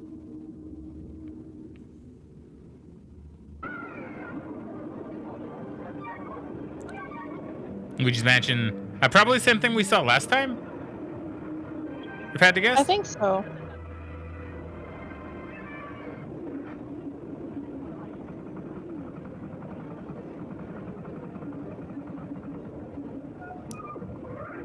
Is it? It might be.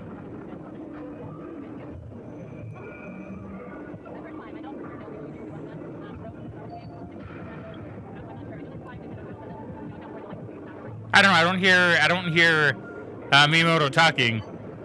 Well, the translator, I should say, talking in the background. So maybe Yeah. not.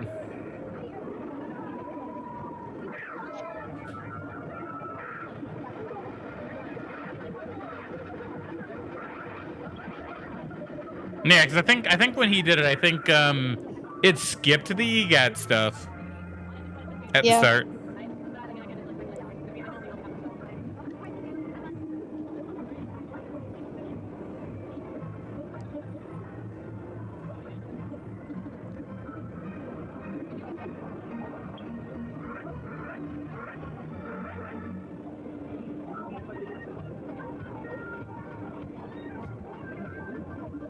That was a close one.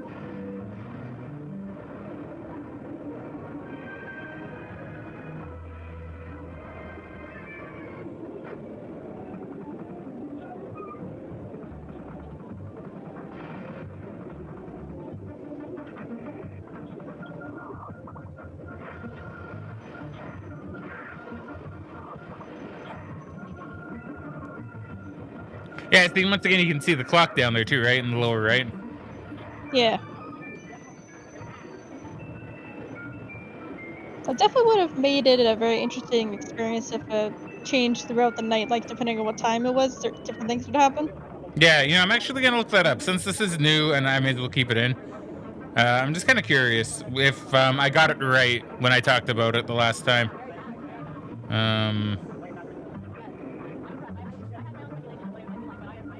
Clock.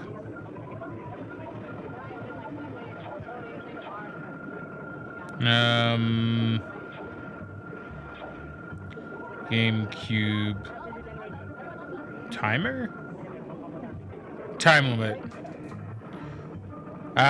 So was a rumor early versions of the game had to be beaten under a time limit or the match would disappear forever with Mario still inside. No evidence of this mechanic or ending sequence has been found in pre-release footage during the game's data. The rumor is thought to be a misinterpretation of the 90-second timer of the game's E3 2001 demo. The short playtime is a common feature of public demo kiosks. So maybe this was like, 90 seconds though? Would it have been a time limit like 90 seconds? Maybe. I guess we'll see here. So to be fair, maybe that is actually just a false rumor.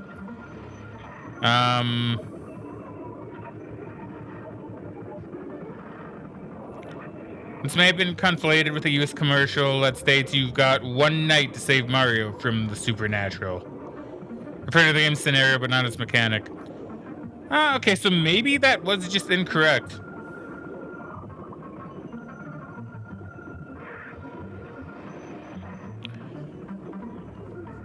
I don't know, but it's what I heard. And I remember thinking, like, oh, that could be kind of cool. If annoying, but could be kind of cool. Yeah. Yeah, I'm kind of glad we don't really have timers in games anymore. You know, like time limits, I mean. Because I know, I can't think of any off the top of my head, but I do know of, like, some games that have had a thing where it's like, oh, well, you have so long to, you know, like, you have so long to beat the game, otherwise you get a bad ending, right? Yeah, I don't like it when games do that. Like, it's fine to have a time segment as long as the timing is reasonable on it. If it's a timing where it's like, oh, it's way too long for the time it would actually take to do it, then it's just like, what's the point of having a timer? Yeah. But yeah, I really like games that have a timer for the entire part of the game. Mm-hmm. So, yeah, I'm kinda glad we don't have a lot of those anymore. Yeah. I'm glad we don't really have a lot of those anymore either. I don't know. I could see it being just, yeah, I don't know. It's just very, I don't like being timed. You know? I much prefer to just take my time with games. Yeah.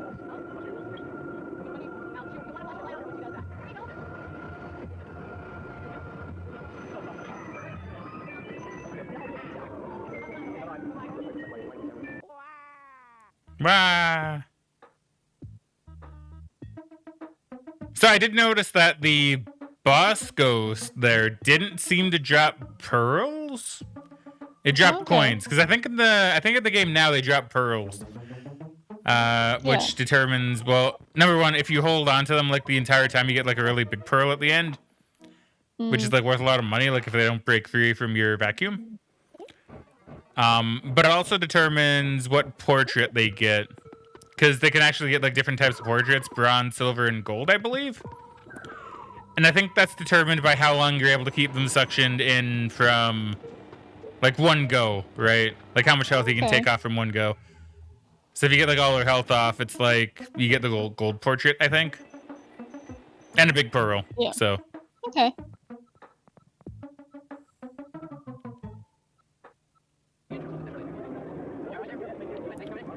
Rogue Leader, Rogue Squadron 2. I do believe this game is pretty fun. If it's the one I'm thinking of. Yeah, I've heard it's pretty fun.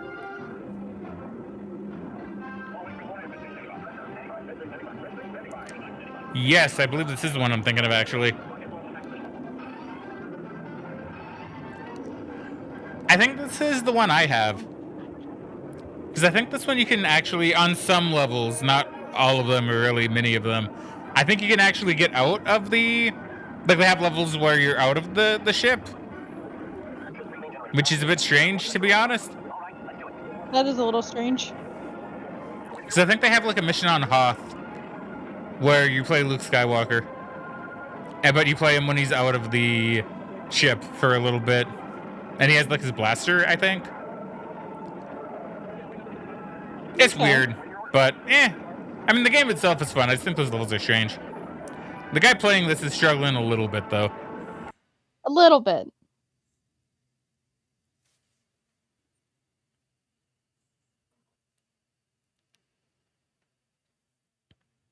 Pew, pew, pew, pew, pew. Okay, Megan, quiz I time. know. What sort of ship are they flying currently? Isn't that the A-Wing? Yeah, you're right. Good job. I remember that from Battlefront 2. I used to love the A-Wing. It was actually my favorite ship to fly in the space levels in that game. Well, the original Battlefront 2? Yeah, the one on the PS2. Yeah, good. You see, Megan, now you got to specify. Because they called Yeah, I the didn't other one play the Battlefront 2. For some reason. I don't know why game companies do that now, right? Yeah. Because I know there are some games that are like that. I can't think of many off the top of my head besides the Battlefront one. But I know there are like a few that do that. Well, it usually comes down to like reboots and stuff. Like, for example, with God of War, because you got God of War 2018. Yeah.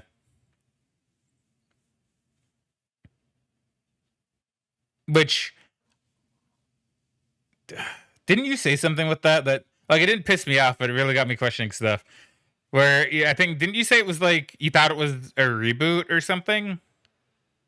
I thought it was a reboot because from what I heard, I haven't played either of the new God of War games or the originals, but I heard it changed from being, instead of being, was it Greek or Roman inspired, to being Greek, like yeah. a Nordic type mythology. So I thought it was supposed to be a reboot because of that. Yeah, see, right? When that's actually not entirely true. So I've never played God of War 2018, but I know of some things with that game. I don't know like a ton, but I know of some things.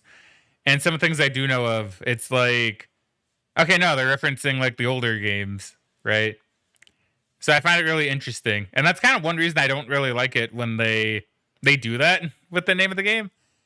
Oh yeah, see, you're walking around them. I mean, this is the where you select your aircraft, but still, it's just like the same idea. But you know, it's kind of the thing I don't like with that, because it's like, you know, so like look at people like you, for example, right? No offense when I see people like you, but it's like, okay, so you have God of War, you have the first God of War 3 games. Oh, but you know, do I really need to play those? I mean, this newer one came out and everyone's telling me it's good, and it doesn't have a number in the title, so I can probably just jump right in, Yeah. right? And I mean, you probably could, but I don't know. I feel like you wouldn't get the same kind of feeling out of it, you know?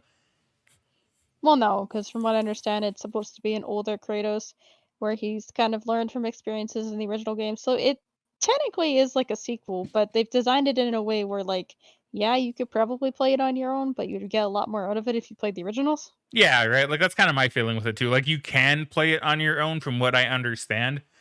But if you play the other games, you know more about Kratos' journey, right?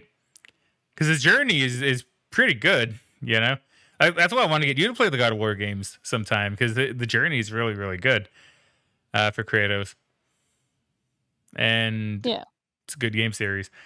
So, I don't know. That's kind of my thought on it. I don't think it's good when game companies do that. And then you have the new Call of Duty that came out not too long ago, and it's called Call of Duty Modern Warfare or something, but that like they have that already from Yeah, and like I'm pretty sure they have it like 3 times now because you have the original and then you have the remaster and now you have whatever the hell the new one is. I still don't know, and I refuse to look yeah. it up. Like I refuse to find out what that game's about. But I know it's called the same exact thing, and I thought it was like a reboot or a remaster or something. I But thought it it was too, isn't. but I'm pretty sure it's not. Yeah, so I have no clue, and I refuse to look that up. I literally because I've talked about this before. I may have even talked about it during another recording, but I absolutely refuse to look that up because I should know just by the title what Call of Duty it is. Yeah, it's a little weird that they did that. 'Cause I don't know. That's my rant on why games should always have like a number in their title, right? Like I just feel like they should. Unless they have the year in the title, maybe, right? But like, but using God of War as an example, like even that wouldn't work because it's like, oh well, yeah, it's a remake or reboot when it isn't, right? Like Doom can get away with it, right? Doom I'll allow because like I don't think that's technically a sequel. I think it maybe technically is. To be honest, I'm not really too sure, but that really doesn't matter. You're a Doom guy and you're just there to kick ass, or Doom. You're not Doom Marine. I don't know. I remember when I played Doom, had some people kind of getting on my ass about like, oh, well, it's not Doom guy. It's not Doom guy. I don't know. It's one of the Doom people. I know it's one of them. I know the only one I know it's not is Doom Marine, and I only know Doom Marine because he's the one that in 3, right? I know Doom Marine is in 3, but then you have Doom guy, and then you have like another one. I don't remember who the other Doom guy is though. I know you have like 2 of them. I don't know. I just thought it was really funny. I'm like, I'm gonna call him Doom. Yo, like that stream is actually long gone, to be honest, as well, right? Like that one's actually long gone. That one I never did save, and I never actually finished Doom because I think my computer was struggling running it at the time. While we were recording, it was fine off a recording, but when I'd stream it, it would like struggle. So I think I just kind of dropped it for the time being until I got a new computer, which I haven't now, so I haven't gone back to play it yet. But yeah, I don't know. That's like one thing I very distinctly remember about it, and I was very clear. I'm gonna call him Doom Guy, and if you don't like that, you're gonna have to deal with it. I'm calling him Doom Guy because that's just how I know him, right? I don't know. It's kind of funny looking back at it, to be honest. But yeah. Anyway, point is, Doom can get away with it because the story is like different, and you're literally just there to kill demons. It's like whatever.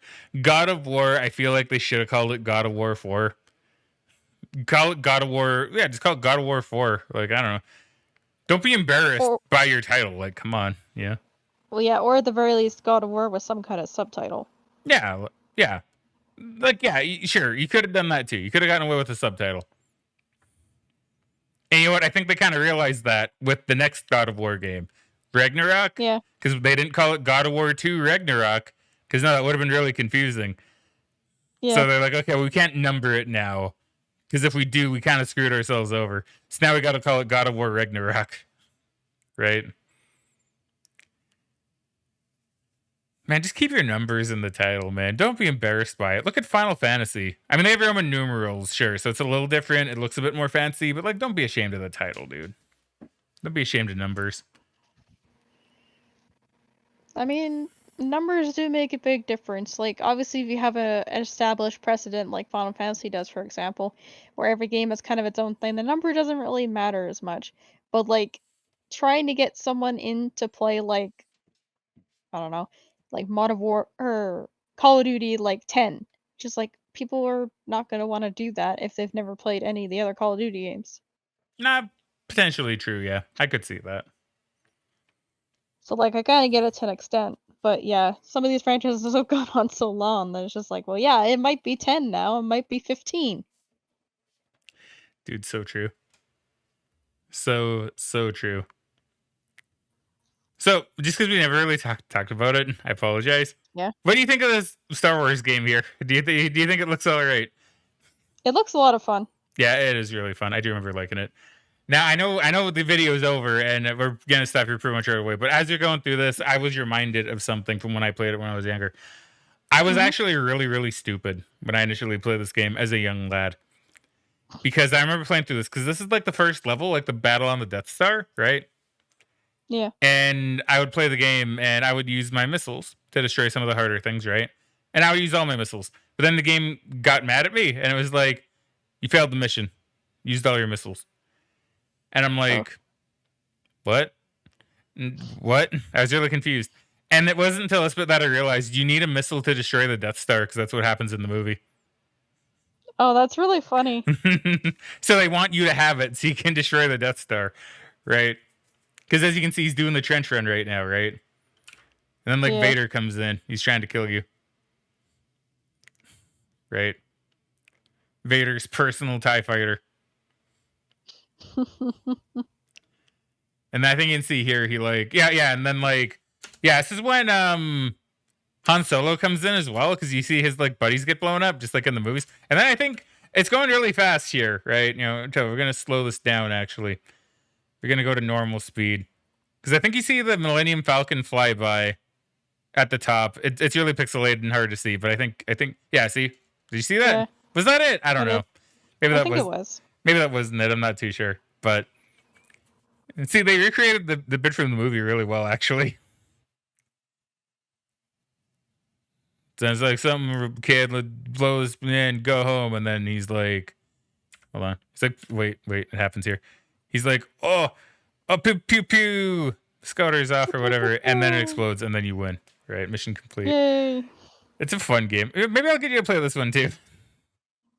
Yeah, it's gonna be a lot of games you want me to play. Well, yeah, there's a lot of games I want you to play, but at the same time, like that one's at least quick, right?